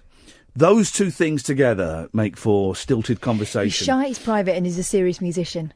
And also, we were supposed to interview him like a week before, and for some reason he wasn't answering his phone. He'd made a mistake. And then when we started this one, his phone signal was breaking up, and I was thinking, maybe we just go with this, and but we kind of said, look, I'm sorry, man, we can't hear a word you're saying. And but we had to, because that album is so amazing. Yeah. We've been so obsessed with it. Yes. But he's tomorrow, but it'll be Iain, what's his name? Anderson. Thank you very much indeed, from Jethro Tull. There's still time for you to call in, though, dear listener. If you wish, you wanted topics, you have got topics. It is a fight special. Your stories, please, about being in fights, starting fights, watching fights. If you've been somewhere, and if you've ever been in a bar and someone has actually smashed a chair over the back of someone's head, that would be awesome. 0344 499 1000. We're looking for people whose name ends in man. And the chant. We don't normally do kids stuff and reminiscing stuff, but chants that you had in the school playground, please. You can watch me on Facebook, facebook.com/Iain Lee. Hello. And you can go and chat to people there. You can also, of course, call in 0344 499 1000, dear listener. Late Nights with Iain Lee on Talk Radio. Late Night, Iain Lee on Talk Radio. We have ways of making you talk. Here's a message from the Haters Club, dedicated to the one I love. I've been cursed by your wicked kiss. Once felt, it's forever missed, forever missed. I'm a member of the Haters Club, and I'm hating every minute of me without you, you without me. Give me some of that misery, that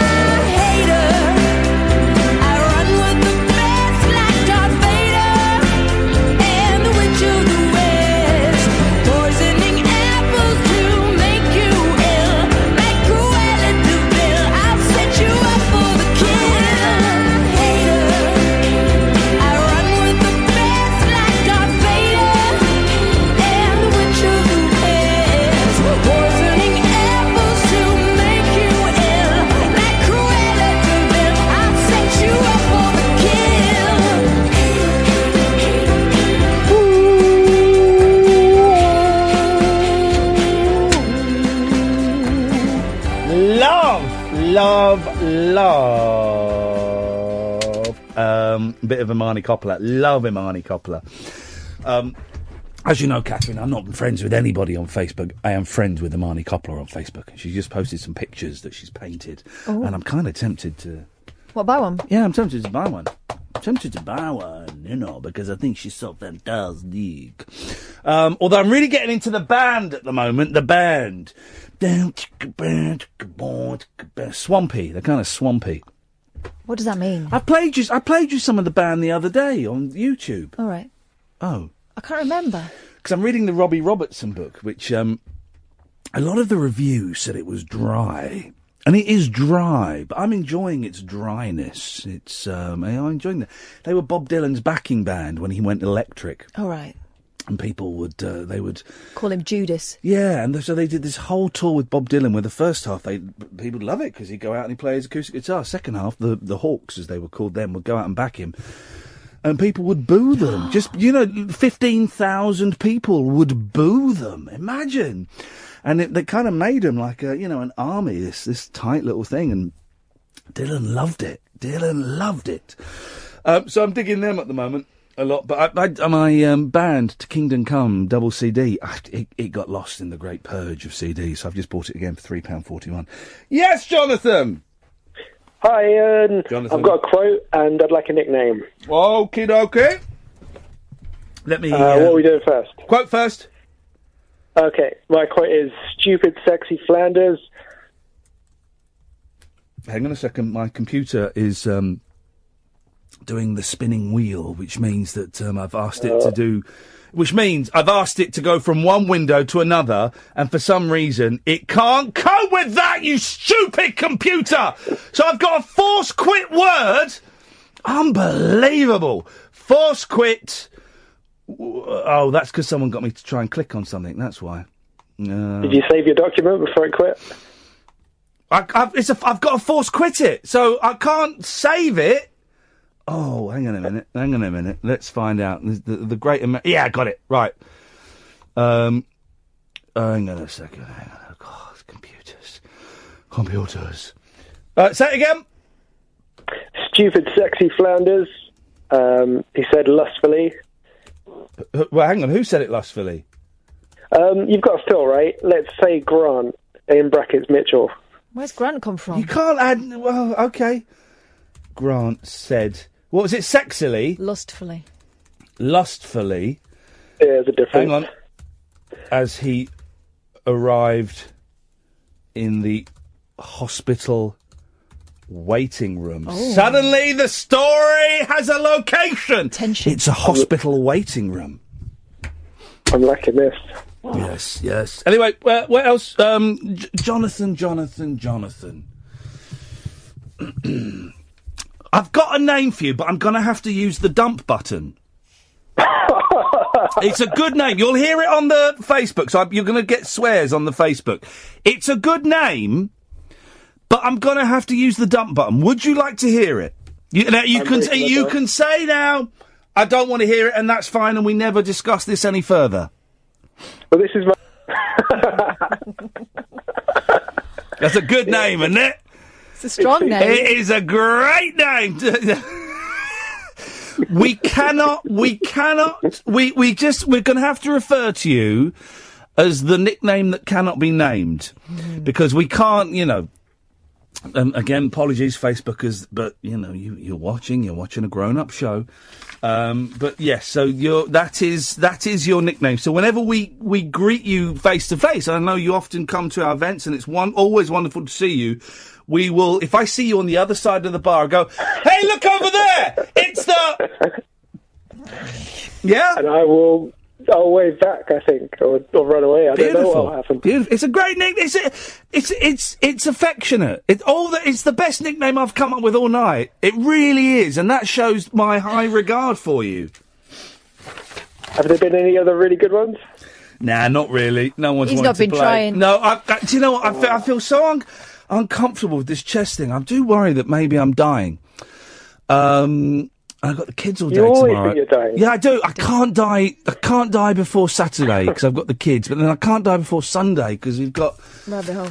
We've got plans. I can't die Monday because I'm teaching at a university on Monday. No. Don't. You could die during the lesson. They'd never forget you. I've done the unthinkable, Jonathan. And this evening, I sent an email to my boss asking for a week off. Brilliant. You've wanted some time off for ages. You said that Did you notice, Catherine, the nickname that can't be named? Yeah. The S said that a little bit too... Hence the nickname. Oh, man! You're the man, Jonathan. You're the man. I think you've been working hard. You've just been working hard. Not really. It's not a real job. But, I've asked my boss. I said, boss, please can I have a week off in March? It's about 5 weeks from now. And for some... You know me, I don't like asking for stuff. So I've written in the email, please can I have a week off in 5 weeks' time? It's for Nana's funeral. What? Well, because I thought I should have a good reason. What is it, some sort of 5-day festival of death? Yeah, she's Indian. Right. Okay. You never mentioned that before. And she's on a life support machine, and, they said there's probably not long to go. Stop with the... So, I just thought you can't just say, it's just been Christmas. Can I have a week off because I'm knackered? You were allowed time off. Are you? Yeah. Well, I have to pay like £80 a day or something, don't I, if I take it off during term time? You'll still have to pay that even if your nana's dying, surely. Yeah, you do. Well, I just hope the headmaster, Denny, Mr. Morris, says, yes, no, this looks like it'd be culturally beneficial to you. You can have the time off. I wonder who I'll get instead, what my present will be. You might get Bob Mills. Yes. He He always brings chocolate. You won't get Hardeep. You might get... Does he bring chocolate? Bob Mills has got a tradition. It comes a time of the night where he says, right, it's chocolate time. Yeah, he did. He bought me a double-decker. What an he's old school, Mills. He knows the way to my heart. He is old school. I love Bob Mills. I think his show... Have you heard his show on a Sunday, Jonathan? Yeah, it's really good. He's really sort of upbeat and very welcoming. So clever. He knows... I was about to say, he knows so much. He taught me the word shibboleth. Oh, yeah? Do you know what shibboleth is? I can work this out, actually. Shibboleth. Mm-hmm. Yes, I do, but what do you think it means? I know what it is because Bob Mills taught me. Well, hang on a minute. Bob Mills told you that his mum was Mrs. Mills, the piano player, and you tweeted that, and I Googled it, straight thinking, well, that doesn't sound real. I Googled it, and of course it wasn't real. No, but I've checked this one out, because once bitten. I don't know, is it like Widdershins? Do you know what Widdershins is? See, You've told me this before, and I can't remember. I'm as clever as Bob Mills. I know what Widdershins is. Widdershins. Is that a real word? Yes, it is, mate. And I tell you when I learnt it, because my Nanny Peg, said, oh, look at the cat, it's running Widdershins. Oh, what does that mean? Anti-clockwise. Oh! Yeah! Oh. Yes! Right, shibboleth. Yes. Is, it's a word that will betray someone as not being from the place they're supposed to be So, for example, so if someone says Warwick, you can tell that they're not English. Hang on, what do you mean? Like instead of Warwick. So if they say mispronounce a place name? Something like that. So if they say Mousehole instead of Mousel? Yes. But what does that prove? That they're not from the... Right, because basically, I think it's from the Bible. I bet he explained it better. He did. It's from the Bible. And it was something to do with being able to tell whether you were, like, from... whether you were a Samaritan or whatever the other one was. A Visigoth. Or not a Visigoth. Why not a Visigoth? That's racist. They weren't around at the same time. Visigoths were Germans. Idiot. Visigoths were giants. No, they weren't. Ed, you're a Christian. Were Visigoths giants or Germans? They were Germans. Said giants. He did big hands apart as if to imply size. No, you're thinking of something else. No, Visigoths were flipping. They weren't. Of course they were. They were giants. No, they weren't. Why are you even? Why this is for Chris. Why are you even arguing? They were giants. They weren't. No, Germans. Anyway, it's a very interesting thing. Have you ever made love to a German? No. The only German I knew was gay. Hang on, we can put German. Herman the German. Herman the German. Herman the German. There we go. We got there, Jonathan. I'm not sure where we got to, but... Well, we got to Germany, apparently. 0344 499 1000. The wild man of late night radio is back. Iain Lee on Talk Radio. We have ways of making you talk. Ian Anderson from Jethro Tull coming up soon. 0344 499 1000 is the telephone number if you want to give us a call. Here's a sad story. Blimey. Gosh. Deliveroo. Oh. Now, we know people who deliver rude. Person. A man ordered a takeaway with Deliveroo, only for his crazy ex to turn up with it, then refused to hand it over. Instead, the courier verbally abused, stunned Nick Bowden, 25. She demanded cash she claimed he owed her from their romance 3 years earlier, then stormed off with his KFC bargain bucket meal. Wow. Oh, that's a low blow. That's mean. Not the bucket. Chef Nick, what? Who ordered it to ease a hangover, said, I opened the door and my crazy ex stood there and said, "Where's my money?" Oh. She has this idea I owe her. I asked her for my food. She said no. I didn't know how to react, as I was hungover. I said, I'll get more free food, and you'll probably get sacked. Her face dropped and she fled. Nick of Bristol had used a £20 voucher to place the online order with a £1 tip for whoever brought it. Deliveroo resent his order with another courier and issued a £5 voucher. There's all these different ways. So you can order KFC to be delivered. I've never had KFC. It was so nice. I bet it's delicious. I had the coleslaw once. No, didn't you have... You did. No, I've not. I thought we did once. When we were coming back from... the haunted pub. Didn't we have a chicken burger or something? No. Oh. No, I don't think so. Must have been someone else, different pub. No, I don't think we did. But there are so many different ways of ordering, because Uber deliver food now. I'll give that a try. We've experienced the Deliveroo. Yes. With varying results. They've always been good results, haven't they? No, there was that one time when we ordered, maybe we ordered it a bit late, the Indian meal, and it came really late. And oh, that was absolute pony, that. Yeah. That was, we had an argument about that. Yeah, we did. That was pony. And that was the Deliveroo's fault, really. No, it wasn't. It was your fault. No. Because they phoned you up and said it was going to be late. No, and no, you they should have didn't. said... No. You should have cancelled it. No, what happened was I rang up to cancel it, and they said, but we're just coming, we'll be 5 minutes. We're turning into your street now. He can see your door. Yeah. Anyway, let's not go there again, because it was a bad moment. You should have... I know. Told him to jog on. Well, I was too kind-hearted. It backfired.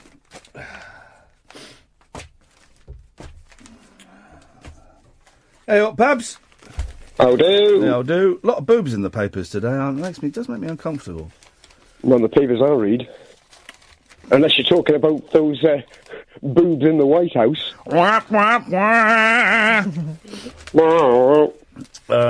Here's a story. Listen to this, right? Lots of pictures of the future Queen's arse as well. Oh, really?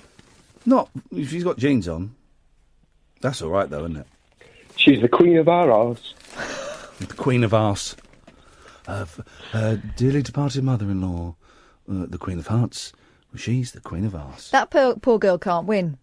She's either got not enough weight on her, or she's showing her backside, or she's leaning over, or her skirt's blowing up, or she's got too much makeup on, or she's not got enough makeup on, or you can see her grey hair, or her hair's a bit messy. Mm-hmm. Can't win. No, she can't. It's all academic, because in the future it's going to be her and Will's progeny are going to have to be married off to Ivanka Trump or somebody else. I beg your pardon. Oh, he said Ivanka. What a name. What a name. What a name. Indeed. A suicidal woman, don't worry, it gets good, who paid a contract killer to murder her... Gosh. ...has sued him because he failed to go through with the deal and breached her consumer rights. This is a case for Jonathan Vernon Smith. It is. That's going to be a tricky... Because how do you defend yourself in that? Does he have to then kill her to avoid any kind of charges? Pay her and then kill her. After several failed attempts to take her own life, the woman decided to pay a hitman to do the job. Where? I'm guessing, like, China or Back Russia. of Brazil. That's not actually a bad idea. It's not a bad idea. But after giving him cash and her car, he vanished without delivering the service. The woman, who cannot be named, told a court near Brazil's capital, Brasilia, that the hired killer had breached her consumer rights. But the judge said the agreement should have been signed at a public notary office to be legally binding. Oh. He said that even if a written contract had existed, it would not be valid because the act was already unlawful. If you can't trust your contract killers, who can you trust these days? Breach of contract killer. Unbelievable. It's a contract killer. Do it. Well, he's just set a legal precedent now, and anybody else who wants to do the same thing now knows they need to get it signed and notarised before they continue exchanging kind of monies. Always get a contract, get it overseen by a member of the legal team if you can. Pay on your credit card, you get the extra insurance. Yes, exactly. Or get the back signed by a doctor or a teacher, if at all The clue's in the title. He's a contract killer. Yeah. It's not rocket science. It's not rocket science. It's murder. It's murder. Murder! One day, I was telling Kath this, my biggest fear, Pablo, is that one day I will get arrested, sent to prison for a murder that I didn't commit.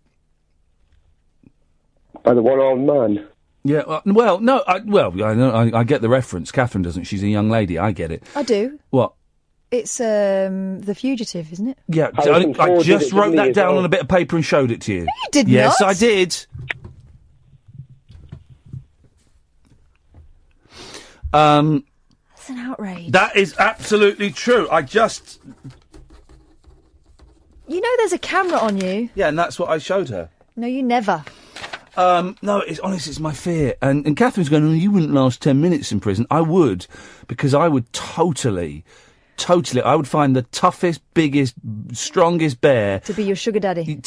Completely. You turn that pocket out and hold on to it. Oh, you don't get that reference, Catherine. Oh, I do, I know it. Right. Oh, yes? Yeah. My missus has broken a couple of ribs. Has she? Of yours or her own? Just a random passerby. It's quite difficult legally. Can't do nothing about ribs. We can send a man to the moon. We can, I don't know, find a cure for the common cold. We can go back in time. We cannot do anything with a broken rib. Because my dad's got them as well. He came a cropper at New Year. And it's still affecting him now. He was on a cruise. Forever. He was on a cruise ship, right? And Mum said it was his own fault. She gave him no sympathy whatsoever because it was clearly an icy cruise ship deck, and she went and abided by the be careful signs, and my dad decided to take a shortcut and went A over T and really hurt himself. The ship's doctor, like in the Love Boat, had a look at him, didn't scan him or anything, and said, "Oh, you'll be all right, give it 5 or 6 days." My dad is in agony. Yeah. My dad is in agony at this point. To the point where he can't cough or sneeze without thinking he is going to die. They told us it's 6 weeks. Yeah, well, exactly. In the end, he ended up going to A&E, and they had a look at him, and they saw that he would actually, done his ribs in. And you can't do anything. They can't set those, can they? No, well, it was our first night out properly since the baby. And obviously a few drinks may have been imbibed. But we got back home, got the babysitters off. It was all grand, and she just did a little bit of a pirouette in slightly inappropriate shoes, and 1 foot on the mat, 1 foot on the floor, and she went and landed right on a chair. And But they don't even give the X-ray. I would just like to know how many she's broken, or if it's. Can you not give her a little squeeze and feel? Don't they sound out your chest? Isn't that what they do? They tap Well, on she did it. it on the back, so it's like she fell and landed on her back and broke them there. So it's even more painful apparently, because everything you do is involving your lumbar region. Oh, bless her. So yeah, well, she goes on a bit about this. I mean, She's allowed. She's allowed. I'm going to pass the babby back and forth. Pablo, listen, thank you for that. 0344 499 1000. Late Nights with Iain Lee, Talk Radio. Late Night Iain Lee. On air and off the lead. On Talk Radio. We have ways of making you talk. 0344 499 1000. We got 5 minutes before Ian Anderson from Jethro Tull. So if you want to call in the next 5 minutes, we'll take calls straight to air. If you want to. If you don't want to, well then up yours. Delors is the only thing I think I can add to that. There's I haven't had Spam for years. I like Spam though. I used to love Spam. It's common food. It's isn't filth. It? Yeah. But Very I only big ever when had it at school. It was it was the meat that we used to have. It was our meat. When I was growing up, I don't even know what is processed meat. Like is processed it? ham or But something. what does that mean? What process does it go through? Well, it gets kind of mashed up. It'll be all the bits that get blasted off. Spam fritters, wouldn't it? You fry them. You'd cut like a. I wasn't so keen on that. I liked the cold stuff where you get a slice of that and some chips. Yeah. Yeah, slice and of some that. beans. Yeah. Britain's biggest Spam fan has announced he is getting married at a US museum dedicated to Spam.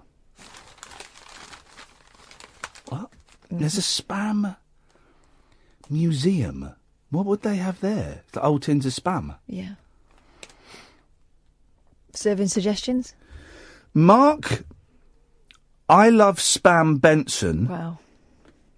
42, who changed his middle name to reflect his passion. He never. Yep. We'll tie the knot in Minnesota. Next, I'm getting to the age now, right, where I start seeing people that look really, really old. And it turns out they're about my age. Now, this fella, he's 42. He's younger than me. Look at him. Let me see. No. 42? No, he's not. All right, here's the question. Why, spam emails? Yes. Where's that from? Why is it called spam? Is it short for... Is it like a... This is good. This is good. This is a good one. Why is it called spam? It's not an acronym. It's not. No, it's not short for anything. I don't know then. It's a reference to the tinned meat. Because it's artificial. No, I'll tell you what it is. Because it came about in the 80s, the 90s, when the only people to use computers were geeky men, right? And it comes from the Monty Python sketch, spam, spam, spam, spam, spam. So they just use that word because it's kind of never ending. Because it's never ending and it's relentless and you don't want it. That's better than your Visilith. Shibboleth. Ba ba ba da ba. His fiancée, Anne Mosley, 33, surprised Mark of Liverpool. Oh, no. They're from Liverpool. Where? Yeah, we're from Liddy. They call it Liverpool up there. Do they? They talk about Crimble instead of Christmas and Liverpool. No, they don't. Yes, they do. No, they don't. Hey, I'm going back home to Liverpool for the night. I've never heard anyone calling it Liverpool. I swear to God. No. Honestly. No. They do. It's not they even call it the pool. No, they don't. Jeez. No, they don't. That's all they call it, Liverpool. No, they don't. That is actually true. No. I'm rejecting that. His fiancée, Anne Mosley, 33, surprised Mark of Liverpool. Surprise, surprise. Hey, Mark. Put the spam down. Mark, put the spam down. Mark. Come make love to me. I don't want to. I put spam on my doodah. Come on. Oh, God. Surprised him with the news and revealed... Right, Google this. Hawaiian Spam Festival. Is that where it comes from? They will also honeymoon at a Hawaii festival dedicated to the retro favourites. I mean, fair play. This is in all the papers. Right. So the Spam marketing team, fair play. You've played a blinder. You've got Spam out there. Brilliant. Yes. It's the Spam Jam Hawaii, it's called. Right, what happens there? Give me the itinerary. Spam Jam is a street festival that celebrates the people of Hawaii's love for Spam, a canned meat from Hormel Foods. In Hawaii, you'll find Spam, registered trademark, at all grocery and convenience stores, many restaurants and in most homes. Oh, yeah. I wonder why. It must be because it's like off the mainland and it's I the liked meat they could Hawaii. get. I liked Hawaii, but I was only there. I've been there twice for about 4 Where days. have you been though? Which one? Hawaii. And I swear to God, if one more person said aloha to me, I was going to smack them in the face. What's that thing they say when they do that? No. I got laid in Hawaii. Did you? Yes, I did. Yeah, straight away at the airport. Yeah, they put don't mess around, do they? Each place in the world seems to have its signature food festival. You really thought I was confessing to a sexual... I didn't. Did you? Oh, yeah, you mean that. You may have heard about tomatoes, ribs, onions or pumpkins, but you've never seen anything like this. A Spam Festival! I love it. It's a cultural tradition in Hawaii and rated as one of the top annual food festivals in Hawaii. I want to go. The Waikiki Spam Jam, which starts at 4 p.m. and ends at 10 p.m. Oh. So it's 6 hours. Just a night of Spam. Is one of the most popular festivals in Hawaii because of its great food and high-quality article writing service. I went to Waikiki, I think I was in when we went to Waikiki. Mm-hmm. Didn't see any Spam. My parents went to Oahu and said it's quite posh there.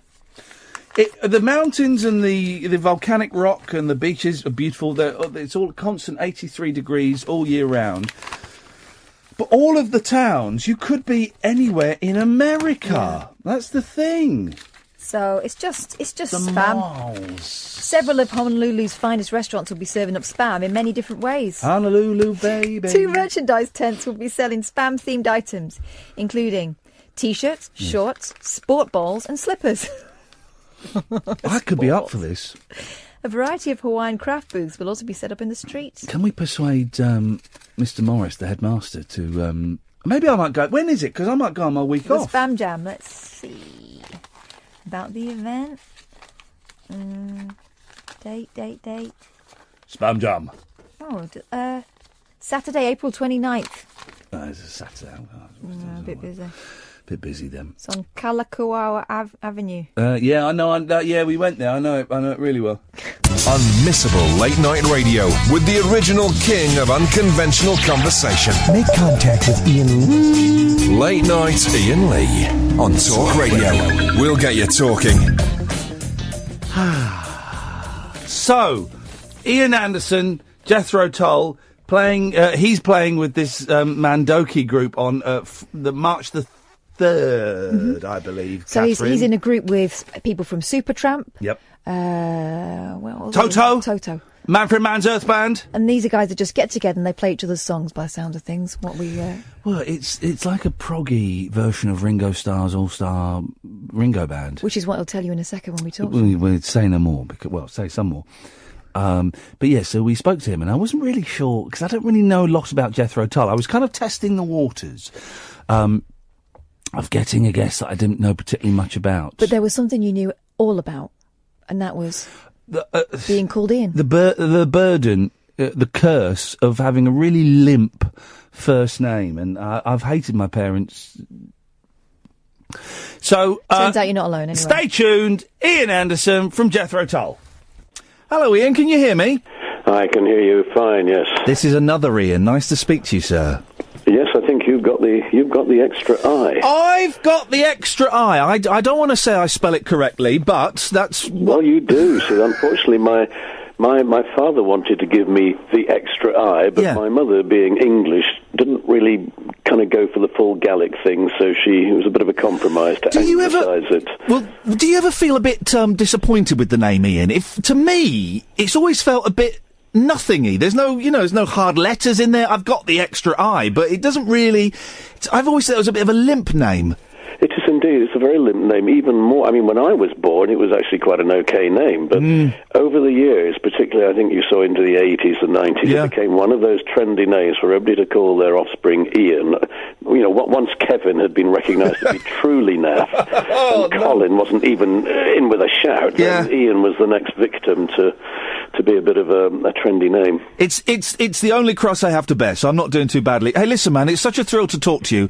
The Mandoki Soulmates. Now, I must admit, I hadn't heard of the Mandoki Soulmates, and yet you guys have been playing together in various formations for years. Yes, indeed. Well, not many people, other than, I suppose, those in Germany, would know who Mandoki's Soulmates were. I remember being approached by Leslie Mandoki about, must be 20 years ago, to do some concert with him, and he was trying to twist my arm, partly because he said he was a huge fan when he grew up in Hungary and then managed to escape during the time of, the sort of communist control, and he escaped to the West as a refugee. Long before Mrs. Merkel was waiting at the other end of the tunnel to give him a big squeeze and a hug. But he got in there pretty early and set up a recording studio in the southern part of Germany, and became quite successful doing recordings with various people. And it was always his dream to try and put together some concerts with some of his musical heroes. So I was one of the people that he got in touch with, and so I agreed to do something, and along with a whole bunch of other worthies like Jack Bruce and... Well, has he literally just gone through his record collection, gone, right, Manfred Mann's Earth Band, I'll have someone from that. Supertramp, we'll get Jethro Tull. Has he just done that? Well, that would sound a little cynical. But yes, I think Leslie Mandoki is an entrepreneur as well as a creative musician and a record producer. But he knows a good thing when he finds it. Yeah. It's something that thus far he's only ever done in Germany, and I've rather dissociated myself from doing too many of these concerts, because it all smacks a bit of come and sing a couple of your famous songs and be part of the overall picture. I mean, the Germans love that sort of thing, and this is an opportunity, I suppose, for British fans of various musicians who are going to be on the bill to see them gathered together in one place, albeit maybe just to sing or perform in 2 or 3 songs each through an evening of very varied, very eclectic, and slightly progressive rock and jazz. The press release, I don't know if you've seen it, Ian, but it does make it sound a bit like Ringo Starr's all-star band, but with prog rock and jazz. Yeah, but at least you've heard of Ringo Starr. I'm aware of Ringo's work. What is it like when you get together with all these different musicians from all these different groups, and they're Manfred Mann's Earth Band through to Tull, through to Supertramp and Toto? That's some quite different stuff in there. Are you all eyeing each other up, thinking, well, let's see what they can do now? Or what's it like when you first get together and rehearse? Well, some of us have known each other, a little bit at least through, previous interactions. But I mean, who would want to turn down a chance to sing "Sunshine of Your Love" with Jack Bruce, or perform on "A Whiter Shade of Pale" with Gary Brooker, or "Smoke on the Water" with John Lord? Yeah. To get the chance to do those things has been, one of those fantastic memories for me. And I'm not sure if they would feel the same about having had to get up and sing a couple of verses of one of my songs. But it is an opportunity to do these things with people whose work you know is very iconic, with that broad brush of rock and roll. And you still enjoy it, Ian, playing live, going out in front of an audience? Because I'm a big fan of acts from the 60s and the 70s. And, you guys are getting a little bit older. And the one thing that people always seem to say to me is the travelling. If I could do the shows without doing the travelling, that would be the dream situation. Well, I understand what they mean. In a funny kind of a way, the travel is easier when you organise it yourself. I can remember the days when we used to use travel agents, and then you were in somebody else's hands to try and figure out, what was the best connection, what was the best airline, what was the best way of getting from A to B, and they didn't necessarily understand some of the nuances of what made, logical and pragmatic travel arrangements work. And happily, 10, 15 years ago, that all came to an end. And these days, by the time I've researched what flights we might take, I might as well just press the button and put my credit card on the line and pay for them. And therefore, a lot of the stress that used to exist in touring back in the 70s and 80s and 90s has diminished with the benefits that you have for kind of hands-on control, and I kind of like doing that stuff. It's not an imposition. I mean, there are sometimes a day in the office I could do without. in a way, it's a bit of it's the backroom stuff. It's the planning. It's the thrill you might get, from planning your next vacation, in Italy or Barbados or wherever we might be going. I mean, it's a bit of a thrill planning this kind of romantic adventure, and I find it not so bad at all, really, as long as British Airways fly there. And sadly, of course, these days they've decided to punish every one of their customers who doesn't fly in the front of the aeroplane by making us now pay for our drinks. Even a glass of water you've got to pay for, which is, British Airways becoming Ryanair overnight is a real sad. Can I ask, how tall are you, Ian? Because I'm wondering as well if you get, because I'm 6'4", and so travelling, the normal travelling is hard work, man. Yeah, I'm about 3'8". Yeah. No, I'm a kind of 5'8" guy who sits in economy on short haul flights, and I actually prefer to be getting an exit row if I can find one. But on long haul, I tend to travel with a bit more leg space. But I'm going to Australia and New Zealand in April, so I shall be hopefully on a flat bed for most of the way, because it really, really is a long grind to get there. My family just moved to New Zealand last year, and my sister and her kids, and I'd love to go and see them, but I just can't face the flight. And I couldn't afford to, to go to get the bed seats. That flight just terrifies me. It is a real chore. I have to say, you really got to bite the bullet, and some people just sleep their way through it, or drink their way through it, which is inadvisable. But I think when you go to Australia or New Zealand, you've really got to accept that this is a big adventure. You probably don't want to do it every year. I mean, I don't go. I go every 2 or 3 years to Australia and New Zealand, but it's not something at all that I enjoy just because of the length of it. But medium haul around Europe or a bit further afield, it's a commute. I mean, it takes me as long to get to London from where I live in the West Country as it does from, Heathrow to Munich. Are you... Tull fascinate me. Jethro Tull fascinate me, Ian, because you're so unlike anything else that was kind of going on at the time. And, here we are sort of 40-odd years later, and I noticed that you've got loads of, the multi-disc reissues of Aqualung and various other bits and pieces. Are you surprised that A, how successful Jethro Tull was, and B, that, 40, 45 years later, it's still a force to be reckoned with? Well, when I was a kid, I didn't really grow up being a fan of pop music or rock and roll or whatever it was called back then. I listened to jazz and blues and classical music, and it seemed that most of the artists were people who were either already dead or they weren't feeling terribly well. These were old guys. These were people of my father's generation. That's what I grew up listening to. So it didn't seem to me terribly odd that one day I would be like that, and therefore, why would I not still be, God willing, be able to perform at that sort of illustrious age and manage to hold down my job. I mean, if I'd been the captain of a 747 working for British Airways, I would have had to have retired just short of 5 years ago. I mean, no question. You're out. Some of the best shows I've seen in the last few years have been, performers in their 60s and 70s. It just seems to get better and better. Were you absolute bloody minded when Tull started, that it was going to be a success?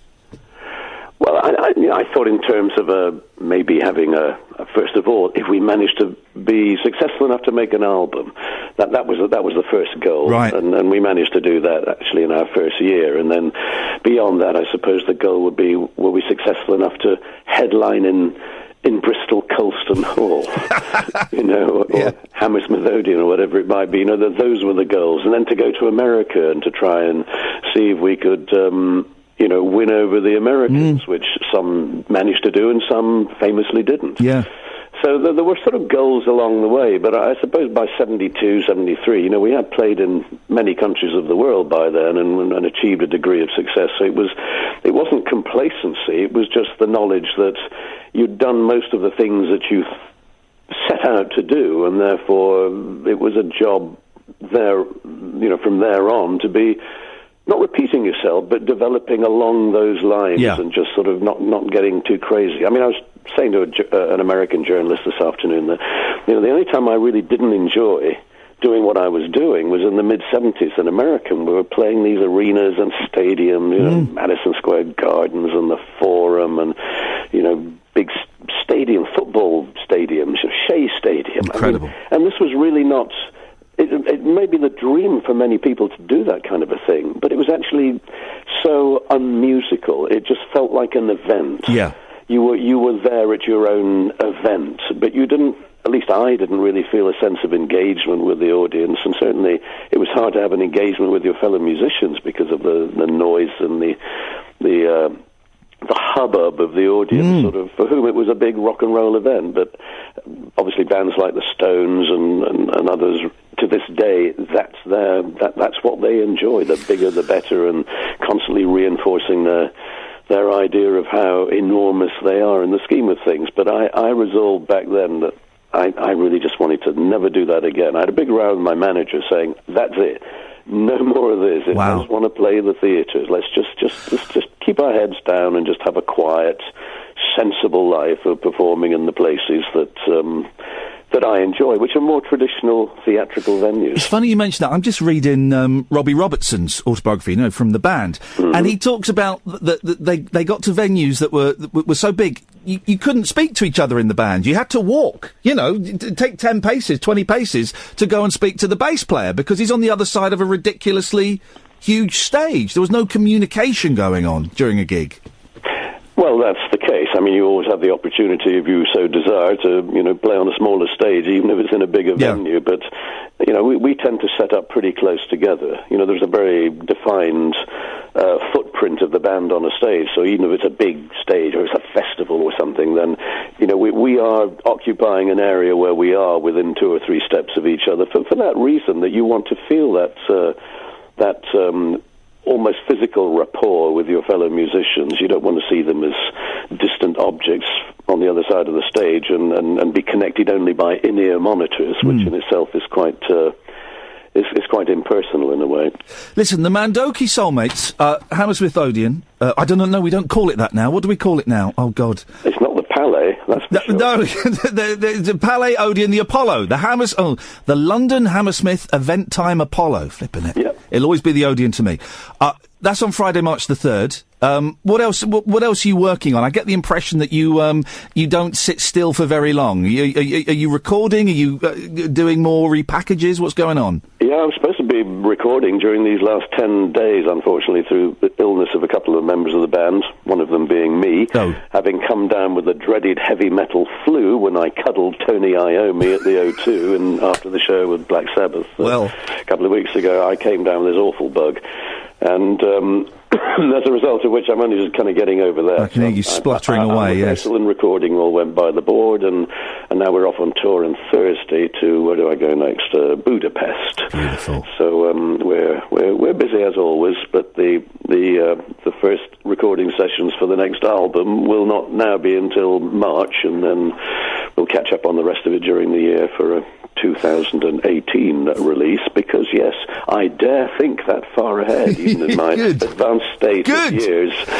Final, you just mentioned Black Sabbath. Were you at the last ever Black Sabbath gig?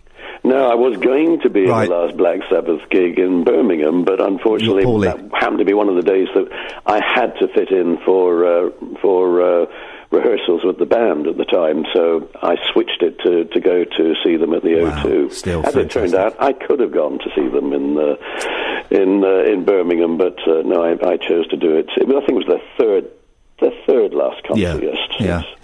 Iain, absolute pleasure to talk to you, mate. Thank you so much for your time. I really appreciate it. Yeah, great pleasure. Thanks a lot. People come along to the Hammersmith, whatever it's called, have a great show and enjoy the variety of stars and whoever else is on the stage. We'll point them in your direction. Thank you so much, Iain Hansen. Bye-bye. Cheers. Bye-bye.